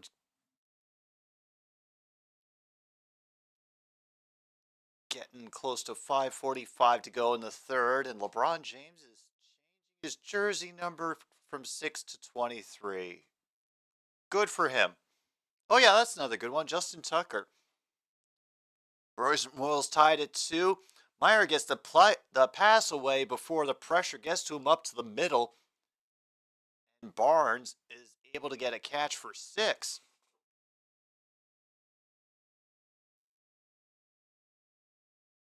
He'll never stop, Corn Man. He will never, ever stop until the conversation is overwhelmed with his supporters. Up to the 52, their own 52 now, 2nd and 5. Look like they're going to be running the 3 option on this one. And what we might have a false start or a procedure, forgive me. Procedure on Calgary.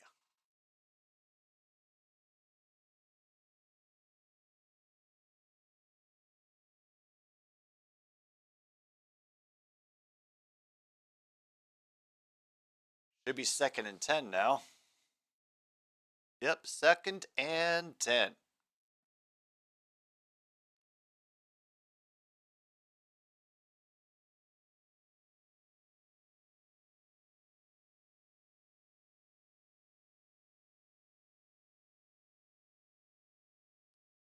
All right, 2nd and 10. Too high for the receiver this time. Out of the range of Bagleton, going for him again.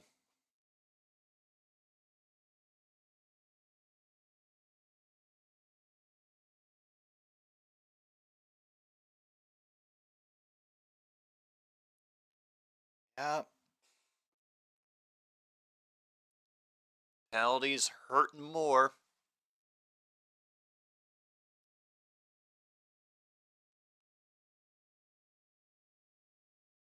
This is a low snap to Grace, but he does get the punt off.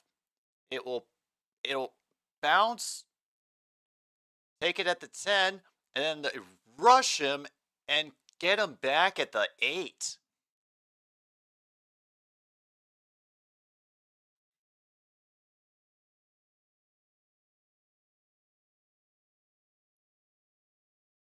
All right. Nearing the end of the 3rd quarter. Yes, Dan thinks that the Stamps are blowing this 10-point lead. The White Sox are now leading the Braves. Yeah. Why not? Why should anything make sense anymore?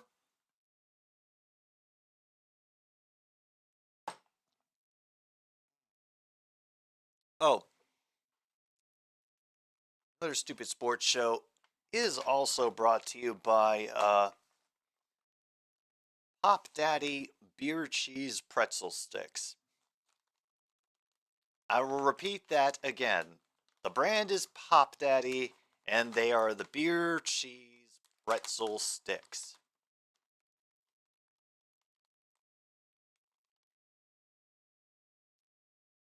And now Angie is very interested in what I'm doing again.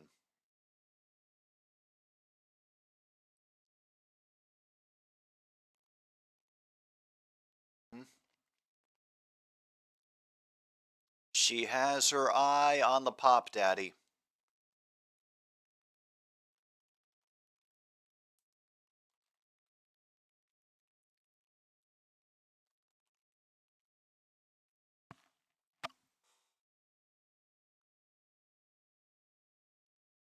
Oh, I don't need to bribe Angie.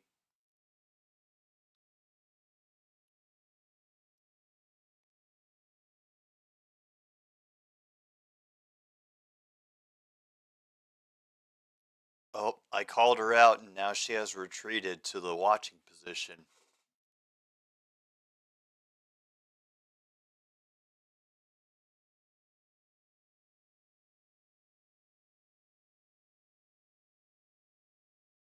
All right, from their 8, Harris in the gun will hand it off, and they will not get past the line of scrimmage. Maybe they'll give him a yard, but that would be very generous. At least from where I saw them tackle him.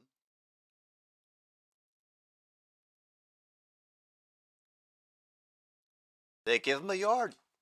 2nd and 9 now.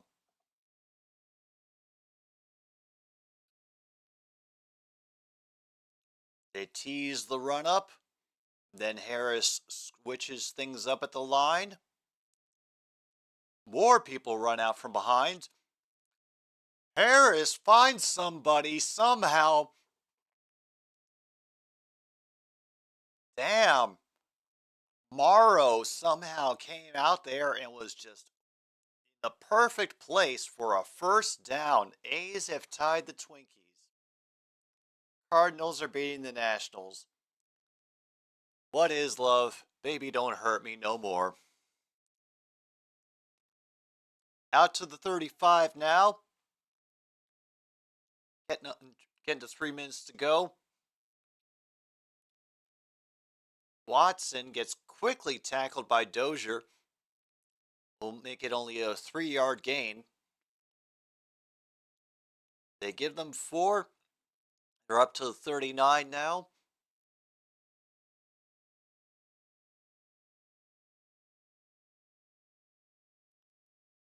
Majority of the players on the near side of the field, only one to the far side, and now they move. Now the running back moves to Harris's left, goes in motion, and over the middle, and Watson gets just popped. He's a little slow getting up. As Hauser, who has been responsible for more than a few big tackles today. Let's hope the receiver's okay. Here it is under the middle, and yep, just completely stops all his momentum dead. We're at a 3rd and 1 now. That Saskatchewan 44. Are they going for it? They are. They are going for it, folks. They send number 20 in motion to the far side. They will try to sneak it again. They make it this time.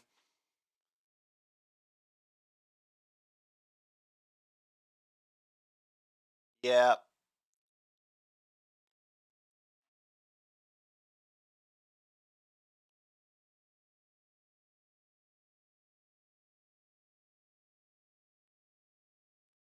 Yeah. I think he definitely got that one. 1st and 10, officially, for the Roughriders. All right. Out of the gun. 3 moving on the option. And it'll just be oh.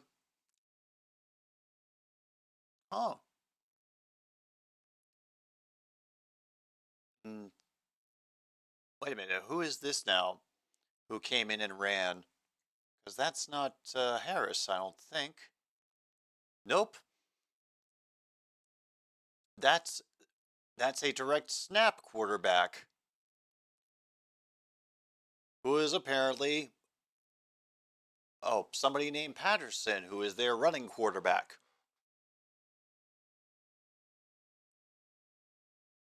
Uh-oh. We have a flag after the play was over.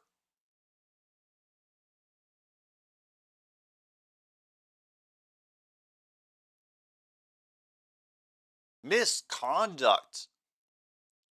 10-yard misconduct on the Roughriders. Officially, we have objectionable conduct. Yep.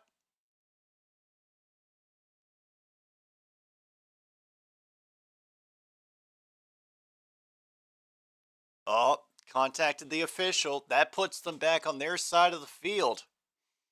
Harris is going to get wrapped up as soon as he tries to run with it. And that, folks, is going to end the 3rd quarter. What even is this game? I do not know. I do not know. The Roughriders now only trail by 3. 15 minutes to go in this divisional rivalry between Calgary and Saskatchewan. More CFL coming back after this little pause for the cause here on another Stupid Sports Show.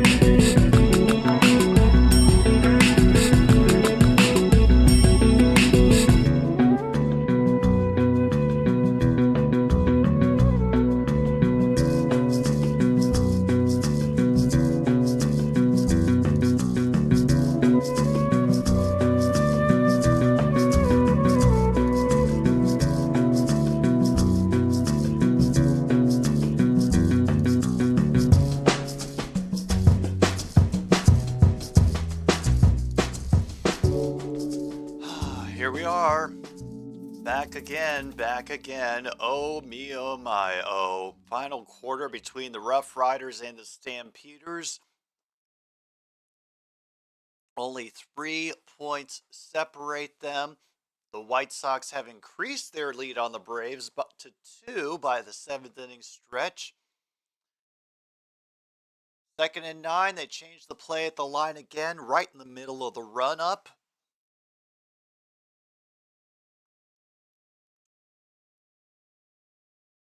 And he cannot get the catch. Number 88 could not get the shoestring catch. Watson just frustrated, wants that back. Oh.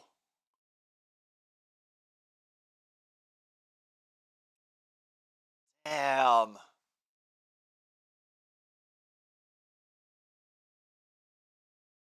Third and 9 now. Roughriders will have to punt it away. All right, Tommy Lee Lewis is out again for the punt return. What are they going to do to try to avoid making him a factor? Damn. Does some nice tight roping, gets across the 20 at least.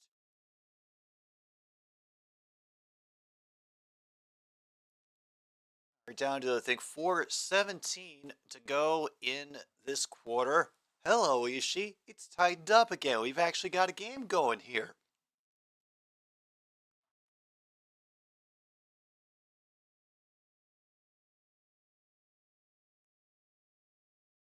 Calgary took a 10-point lead, but then Saskatchewan got another punt return touchdown.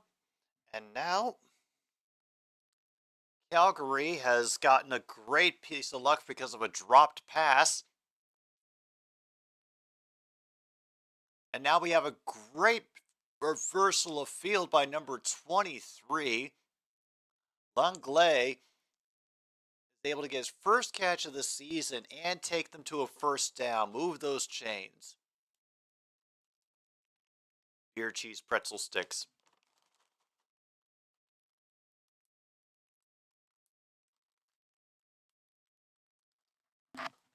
Oh, and here comes Angie. She smelled that that cheese cloud getting squeezed out of the bag. And now another pitch to the near side to Mills.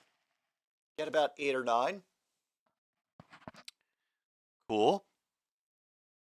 Also, we have an Angie.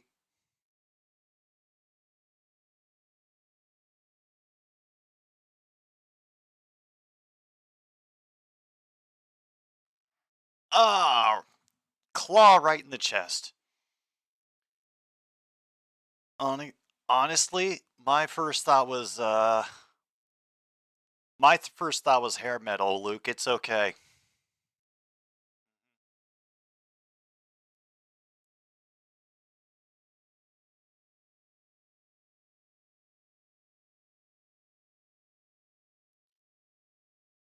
Thank you. Thank you for leaving the comfortable spot and wanting to stay in front of the mouse again, Angie. Always appreciate it. All right, Stevens comes out after getting that first down. Camera gets a little bit bouncy. Stampeders are up to their own 50. Our timer's a little behind. Right now we're at 12 minutes to go. And looks like we're going to have to take a time out. Yeah. Just weren't ready, and now Calgary has taken one of their 2 timeouts.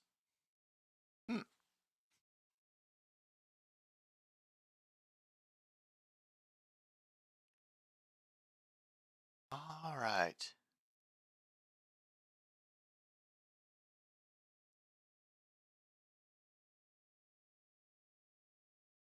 Oh God, were they playing all the small things too at this stadium?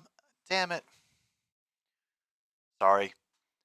Marlins only lead the Orioles by 1 by the 7th inning stretch. Here's the play underneath. Good coverage by the Roughriders. Odom Dukes only maybe gets 2 on that. No, they're not even going to give him 2, just 1. 2nd and 9 now.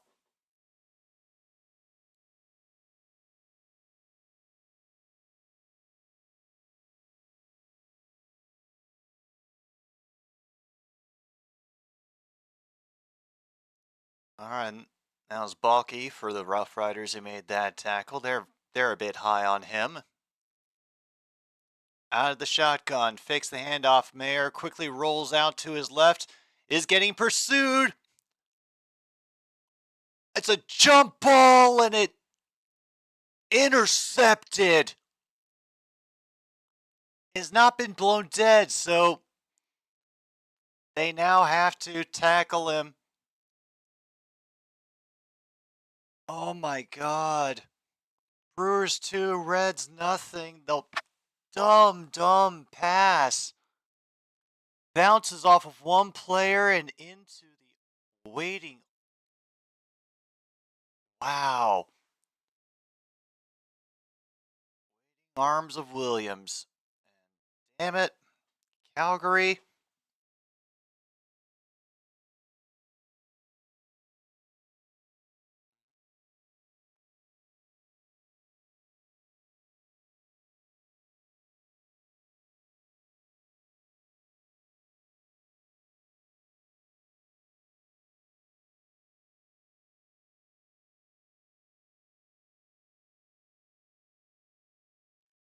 Oh, Jaden Balky?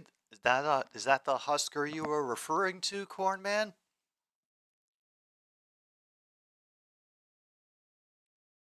Or are you referring to Williams, the guy who ended up catching the jump ball and getting a little bit of return out of this? Stupid decision.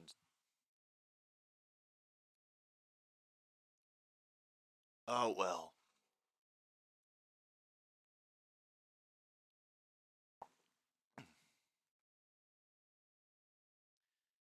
While we have another moment, while we wait for this turnaround, William, cool.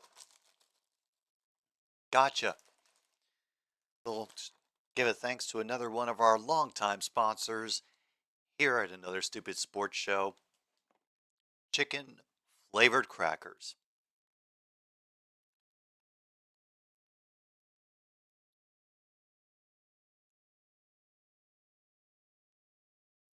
Another one of Angie's favorites, and I got her attention again. Now she is pretending she is asleep again. And figuring out when it will happen.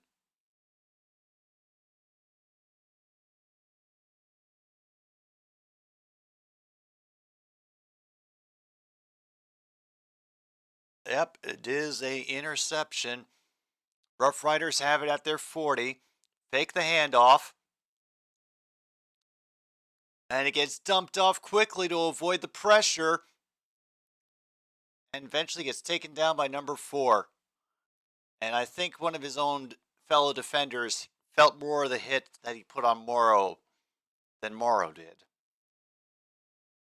Honestly, chicken flavored crackers, she knows those the best.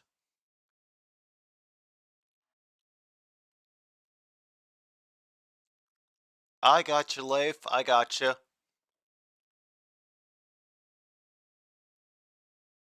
And Ellie De La Cruz is 0-2.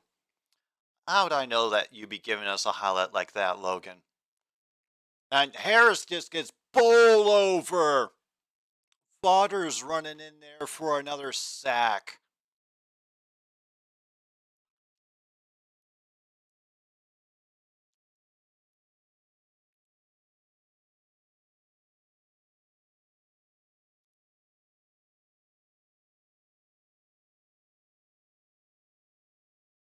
Damn. He just absolutely froze the defensive, the offensive. It's the tackles on the end, right? Yeah, he just completely froze the offensive tackle on that 3-man rush this time. And they're going to allow Harris to run. And he got hit hard. Oh no. Oh no. Oh no. Harris went down. He ran for it. And the problem was he got hit and his leg was already caught up in another player. And no, he grabbed his knee. He grabbed his knee when he went for that.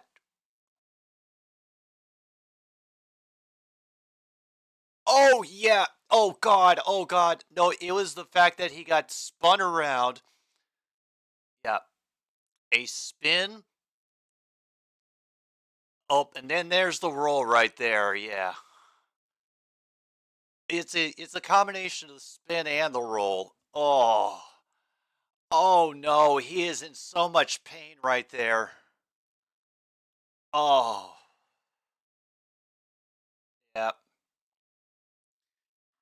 All right, we are going to take another pause for the cause because there's no good way to make anything entertaining out of an injury timeout. Another Stupid Sports Show will return soon, I promise. Hopefully with good news coming in regards to Taylor Harris.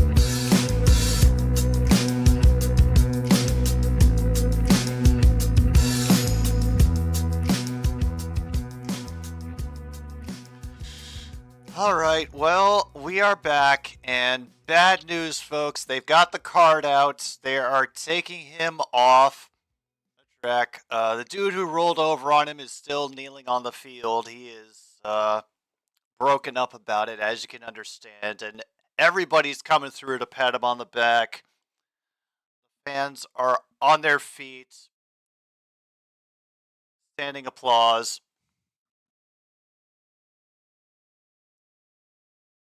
Oh.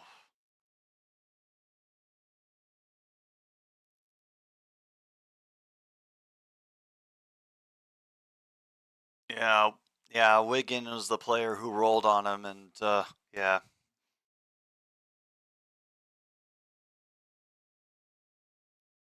Encouragement from everybody. Like, I think everybody agrees it was just an awful accident.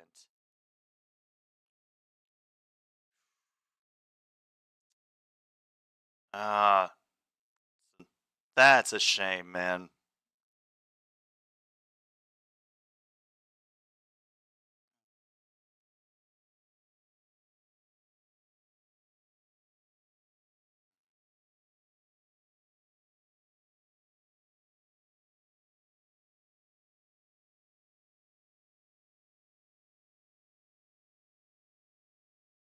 Damn.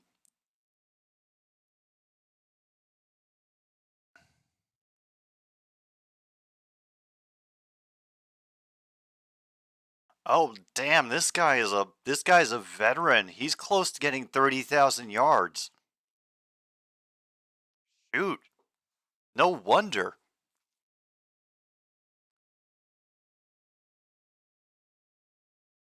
And Patterson is back in and does get drilled, but does get the first down. Okay. Oh, it's Shea Patterson. Shea Patterson. Where do I know this guy from? Shea Patterson. Shea Patterson.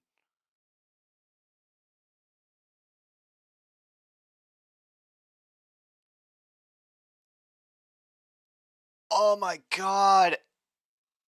All the protection broke down. Patterson had to get rid of it.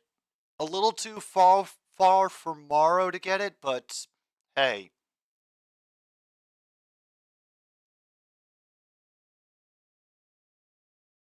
Damn. And Rays beat the Royals 4-2 in the second game of the doubleheader. Meanwhile, Yankees ahead of the Rockies 6-1, mid-fourth. Big surprise. Oh, damn, Patterson's gone. Now we have Mason Fine, who is in. Don't know. All right, we had two options running on the right. Quick tackle of that dump-off pass will lose about 3 yards.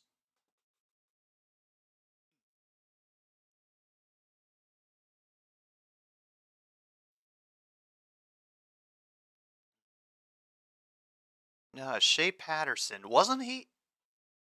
God, I'm trying to remember if he was like briefly in the USFL or the XFL, because I remember his name from one of those stinking games, but is lost in the fog of my memory.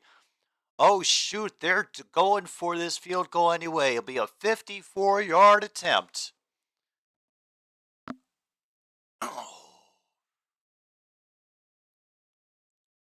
Wide right. It has been brought out, however, and they are returning it now to the 40, across to the 50, 55, has blockers, and will only get knocked out near the 25. Oh my goodness. Clark Barnes running back the missed field goal. Damn. Cardinals 4, Nationals 3. Oh. Why wouldn't MKI want to watch that part? Unless it gives him bad nightmares about something else.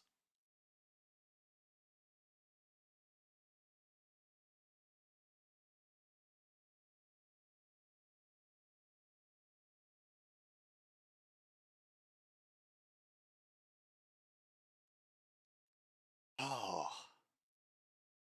Oh boy.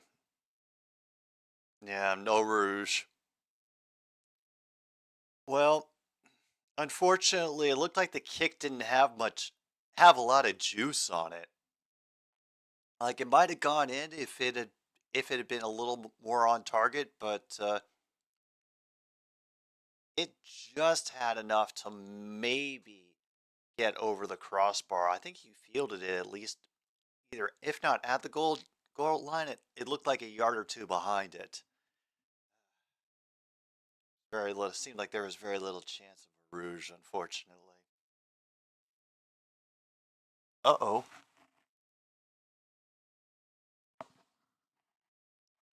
Was that you, Angie? Because I just heard a meow in my ear, and I know that all my sound is off on here. So unless I'm starting to hear things now.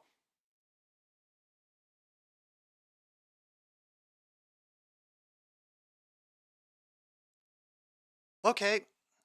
Cool. Never mind then. We will just pretend that that didn't happen.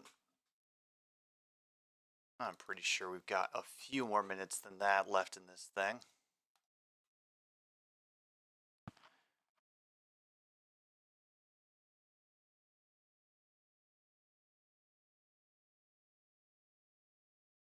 All right. Officially, it's 7 minutes to go. And Mayer is going to run with this one, get about 7 yards before he is brought down. Oh, no, that's not Mayer. That's Stevens. And now off he goes again. A 260-pound quarterback is Stevens.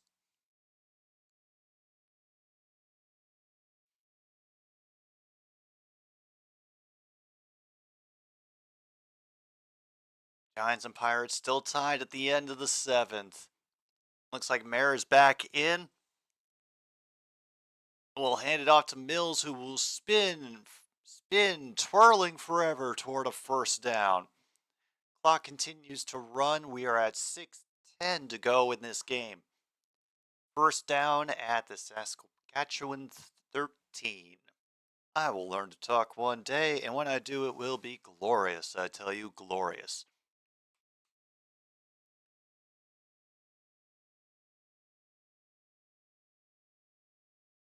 First and 10 again from the 13. Options on the far side of the lineup. They're looking. They're close to the first down. I don't know if they're going to give it to them. Autumn Dukes on the reception there on the far sideline.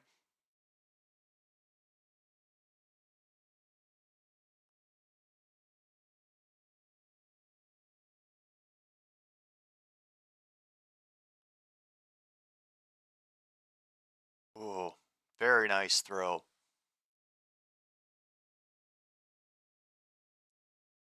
All right. Is officially second and inches. They are not bunched up here at this. They are going for a run, and he is in. Touchdown, Calgary. Mills runs it in.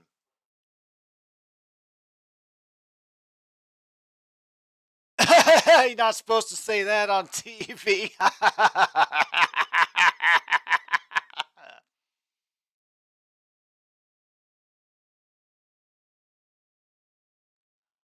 Oh, man. Oh, Gordon Monroe in Edmonton, Alberta. Looks like he has won an air fryer. Good for him.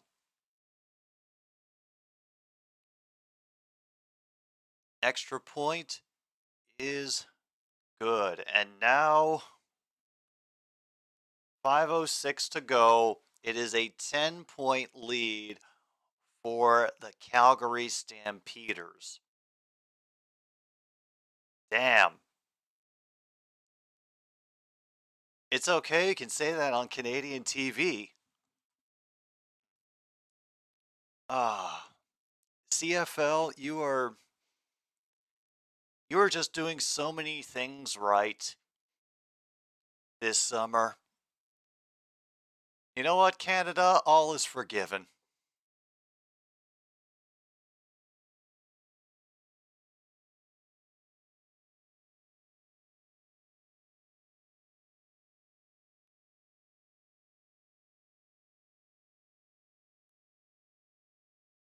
Crowd is still going, though. They believe in their Roughriders. Can hear the cowbells clanging out in the stands. And Alford, who has had 2 punt returns for touchdowns, is going to be one of the 2 people back, along with Morrow, for this kickoff. From the 30. To Alford at the 10. Looking for the space, and he gets brought down from behind. Somebody was up there with him around the 31. Ow. Oh, hey. Yeah.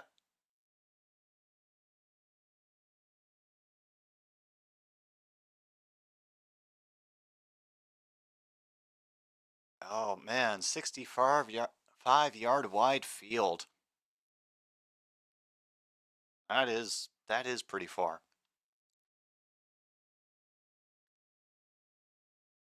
All right, from their own 41, and that one is overthrown.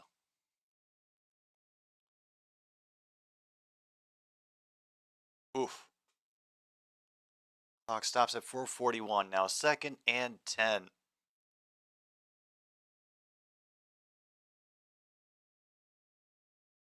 All right.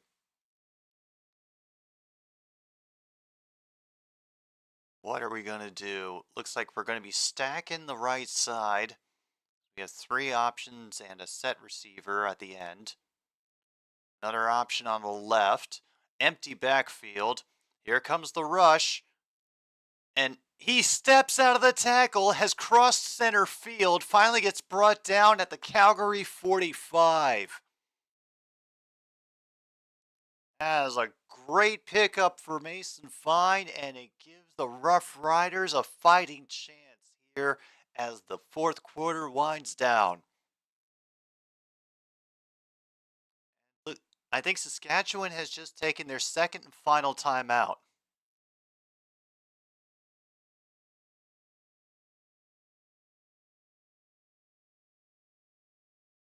Oh, wait, sorry. It was Saskatchewan took their timeout. Calgary was the one who took their timeout before. I'm catching up. Officially, we are at 3:58 to go in this game. And, of course, then they say, can you reset the clock to 4 minutes, 8 seconds, please? Thank you.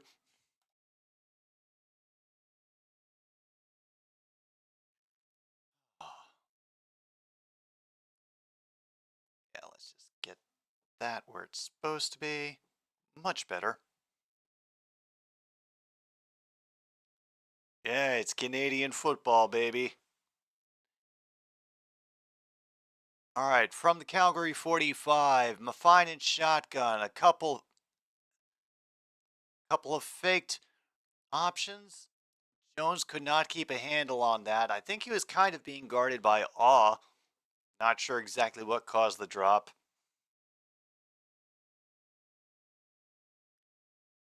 Now we're officially at 4:04.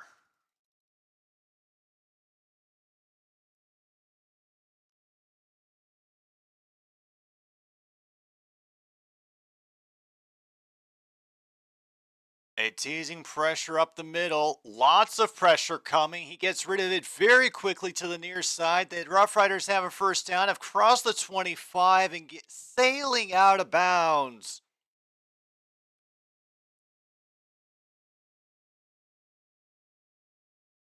"24-yard gain and another 1st down. I don't know, True North. We might. We might. Next moment that we have, we will consult the source. All right, from the Calgary 21 now. 1st and 10. First time in the red zone. Find somebody over the middle in traffic near the 7. That's Pitx. Out of nowhere in the air. 1st and goal. For the first time today for the Roughriders. Like I said, their previous couple of touchdowns have come in different ways. Well, 2 punt returns. But now, genuine opportunity here. We're going to have a dump off to number 25, Morrow, and he is just going to walk in. Damn. Jamal Morrow gets the lead down to 4. We are at 2:45 to go in this game. And remember, time keeps stopping once the clock gets under 3 minutes in the CFL.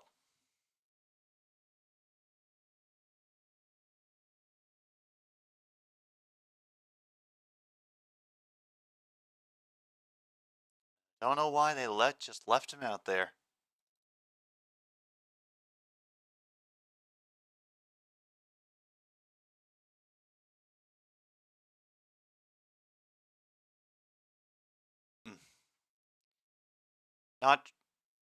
Not sure where we're getting him with this flag discussion either, although I'm sure it's going to be ridiculous.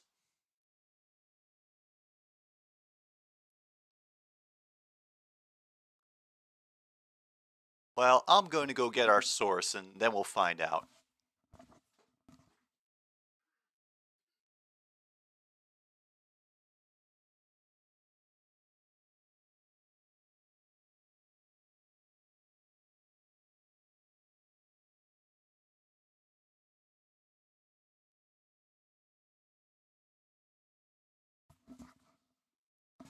All right.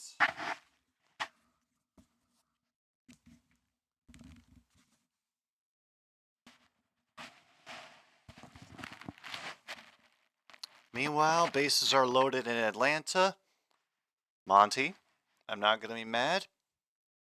Just tell me if you asked for overtime.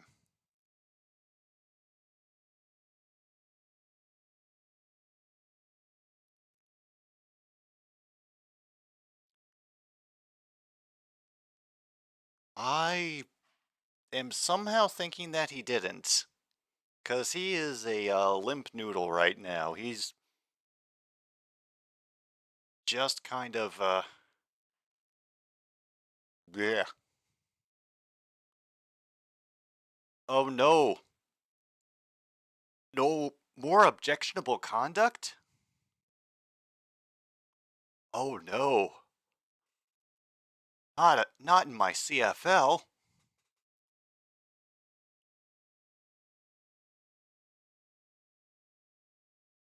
A 15-yard misconduct foul. A 10-yard misconduct foul on Saskatchewan. The 5 yards will be put on the convert.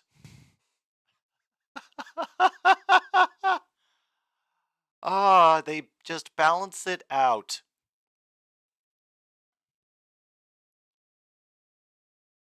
And so they will take the 5 to make the extra point a little bit shorter.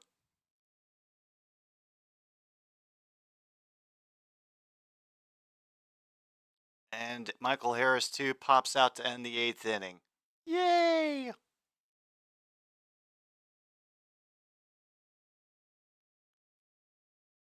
Now only a 3-point lead.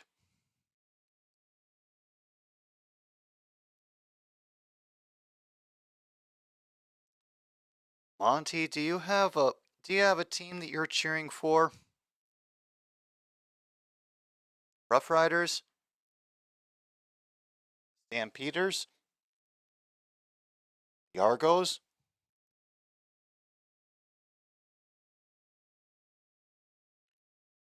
I don't think he's really up for any of this. Nope. And there he goes again. Into the 8th, White Sox are still beating the Braves 6-4, and yet for some reason, the Reds cannot get their crap together. What about the Tiger Cats, Monty?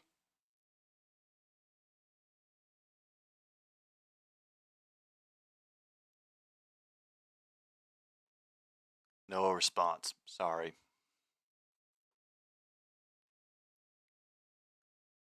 All right. Now we wait. 2:45 approximately to go in this game. We're below 3 minutes, so everything stops all the time. Stamps have been, as of late, had their offense shut down after going on a bit of a tear. Can they eat up the time? They were able to win the time of possession early. Can they win it here at the end? And what is their best strategy for doing that?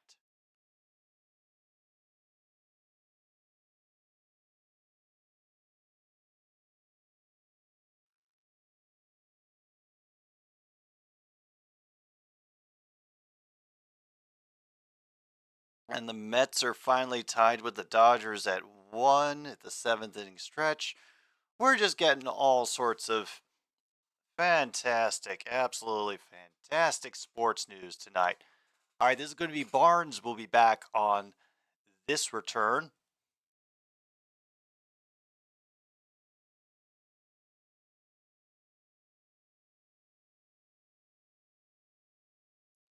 Barnes will get it around the 2, gets it back up to the 20, finds some room at the 30, and gets up to the 38 before he's finally brought down. Dang. Nice return.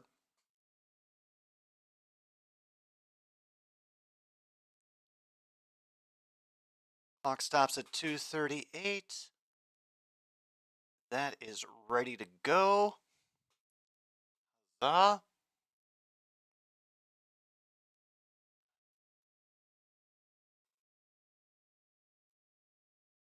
right, folks.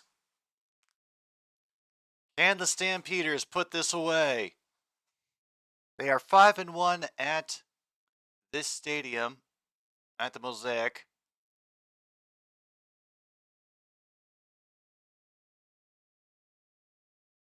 And Calgary has to take the timeout because they cannot hear the play. The home crowd is Saskatchewan, Regina,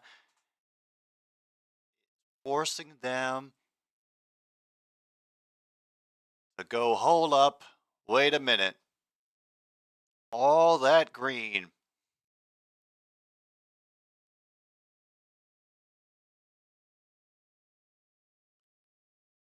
All right, 1st and 10 at the 38 at the Mosaic. Mayer making motions. Couple people on either side of him. Pressure is coming, but Mayer is going to escape it. Oh my God, Bagleton was on a knee and just waiting. He cuts back and gets inside the 33. Oh my God, Reggie Bagleton. I didn't know he was throwing to, and then there's just Bagleton on a knee, waiting. The best part of this play is also getting enough help from number 82 to slow things down, allowing Meyer time to get around Johnson, turn the corner, and Bagleton to come back and get himself into a good position. A lot of things went right on that play for Calgary, and now they are in the Saskatchewan half of the field. Pitches it away to Mills. He will get barely back to the line of scrimmage. That's even if they grant him that. They may give him a loss of 1. We're currently down to 2:01 to go. And now Saskatchewan has taken their final timeout.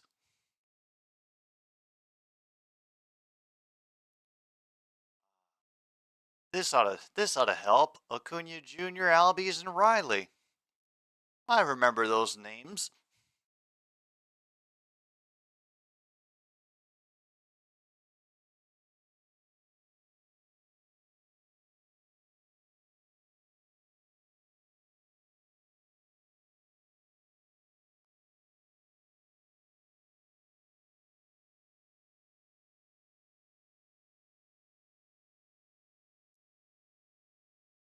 People on their feet. They're cracking their noisemakers.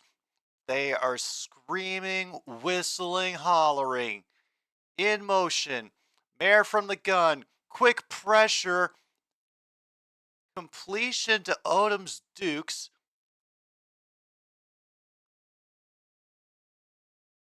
It is now 3rd down, and they only were able to take 3 seconds off the clock.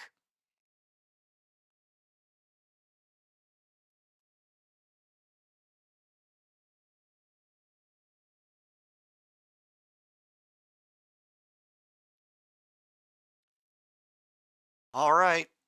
Now we have a field goal to force Saskatchewan into scoring a major. Kendall Graveman now on the mound for the White Sox. It'll be a 34-yard attempt. And it hangs on inside the right upright. 6-point lead, 95 seconds left. Roughriders must score 6 to get it to overtime, 7 to win.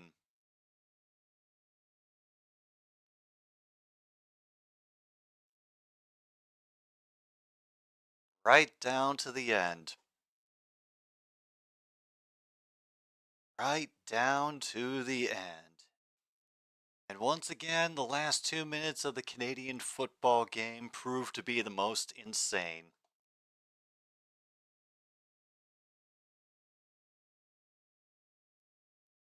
Turn up those highlights of Alford's 2, count them, 2 punt return touchdowns that he had today.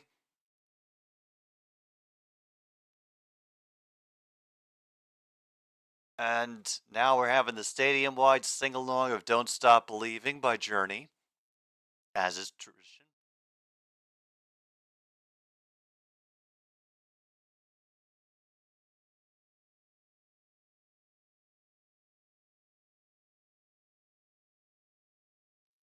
So what are they going to do with this kick? They'll kick it to Hickson, who will start at the 15, get a hit immediately at the 28, maybe get forward another yard to the 29. And the Braves have cut the White Sox lead to 1 with a solo home run by Ronald Acuna Jr. Keep up the good work, White Sox.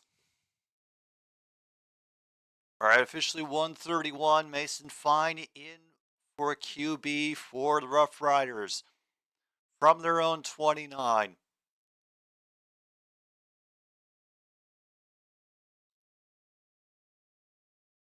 They'll need 81 to get down there. And we also get a flag.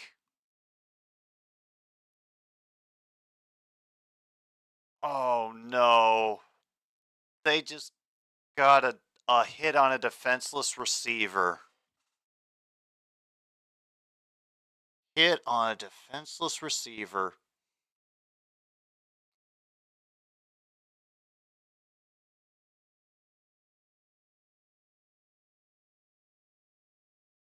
Unnecessary roughness on Calgary. They add 15 yards. Oh boy. Albies has a single and Riley is now at bat with the winning run. Saskatchewan is up to their own 54 after that penalty. Calgary apparently wanting to go home early. All the options on the right. And then he gets taken down again. Flags on the play as the sack is happening. Not sure what this penalty is going to be. Holding on Saskatchewan, the penalty is declined. They will take 2nd down in the loss. Absolutely. Albies steals 2nd base. That tying run is now on 2nd. Yep. All right, officially 2nd and about 18. And Fine is in trouble again, and it's another sack. He lost about 6 that time. Ow! And that was the first thing I said to myself as I was wandering around the house, taking a little stroll for the pause for the cause at halftime, that I have learned this game that Calgary's defensive front four are scary. 3rd and 24, and they're going for it. Folks. 4-man rush.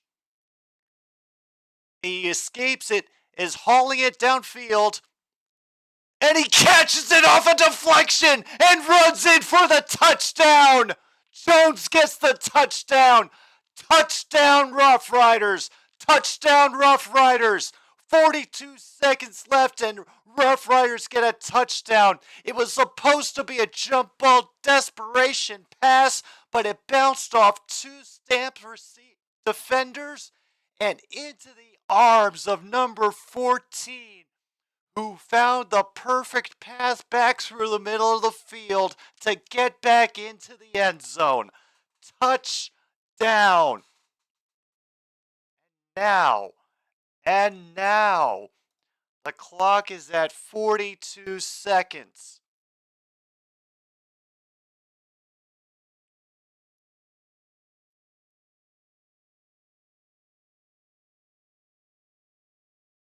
Off to defenders, and Jones just takes it, and they are going to be kicking themselves. Extra point is good.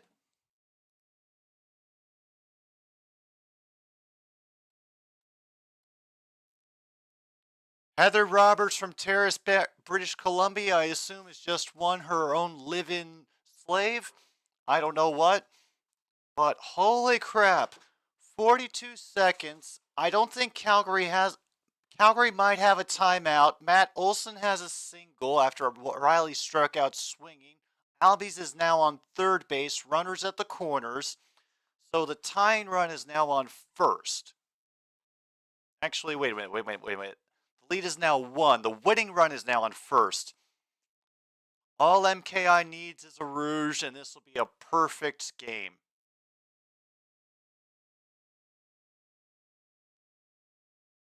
Oh.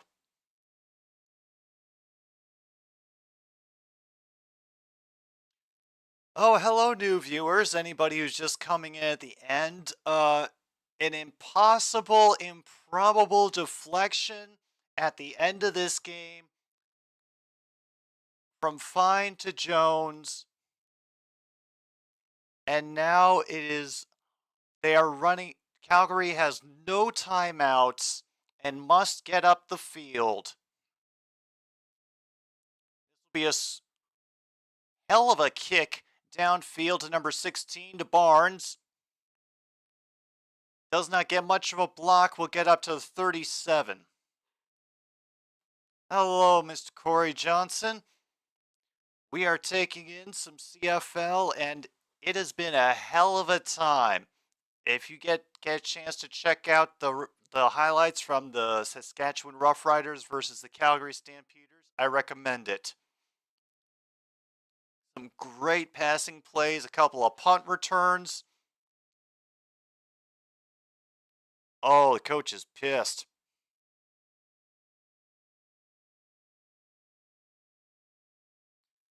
All right, here we go. Extra pressure. It's going to send one down the field too far and out of bounds. Clock now stopped at 31. White Sox win as Sean Murphy crowns into a double play. All right, folks. It's all happening all at once here. 31 seconds to go. Crowd on their feet here in Regina. Players jumping on the bench, hyping everybody up louder.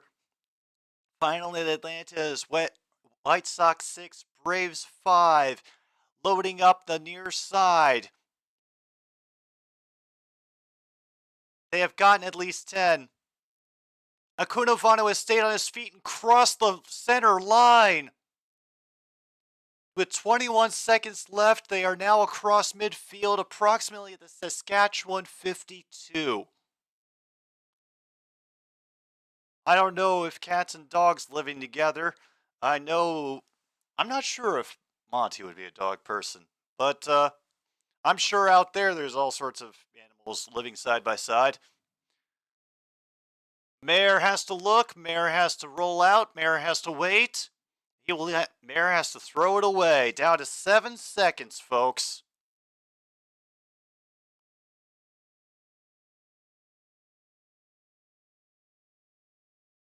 The referee, the kicker's long is 53 yards.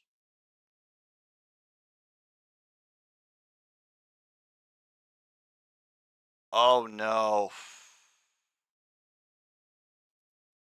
What are they going to do with this last 7 seconds?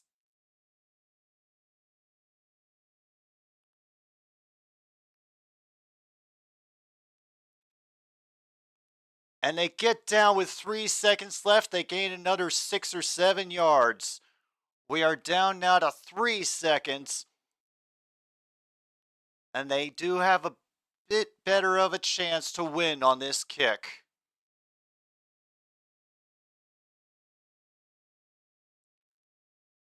Ooh. Odd, if they give up a rouge, that will be hilarious. This is officially going to be a 50-yard field goal attempt, folks.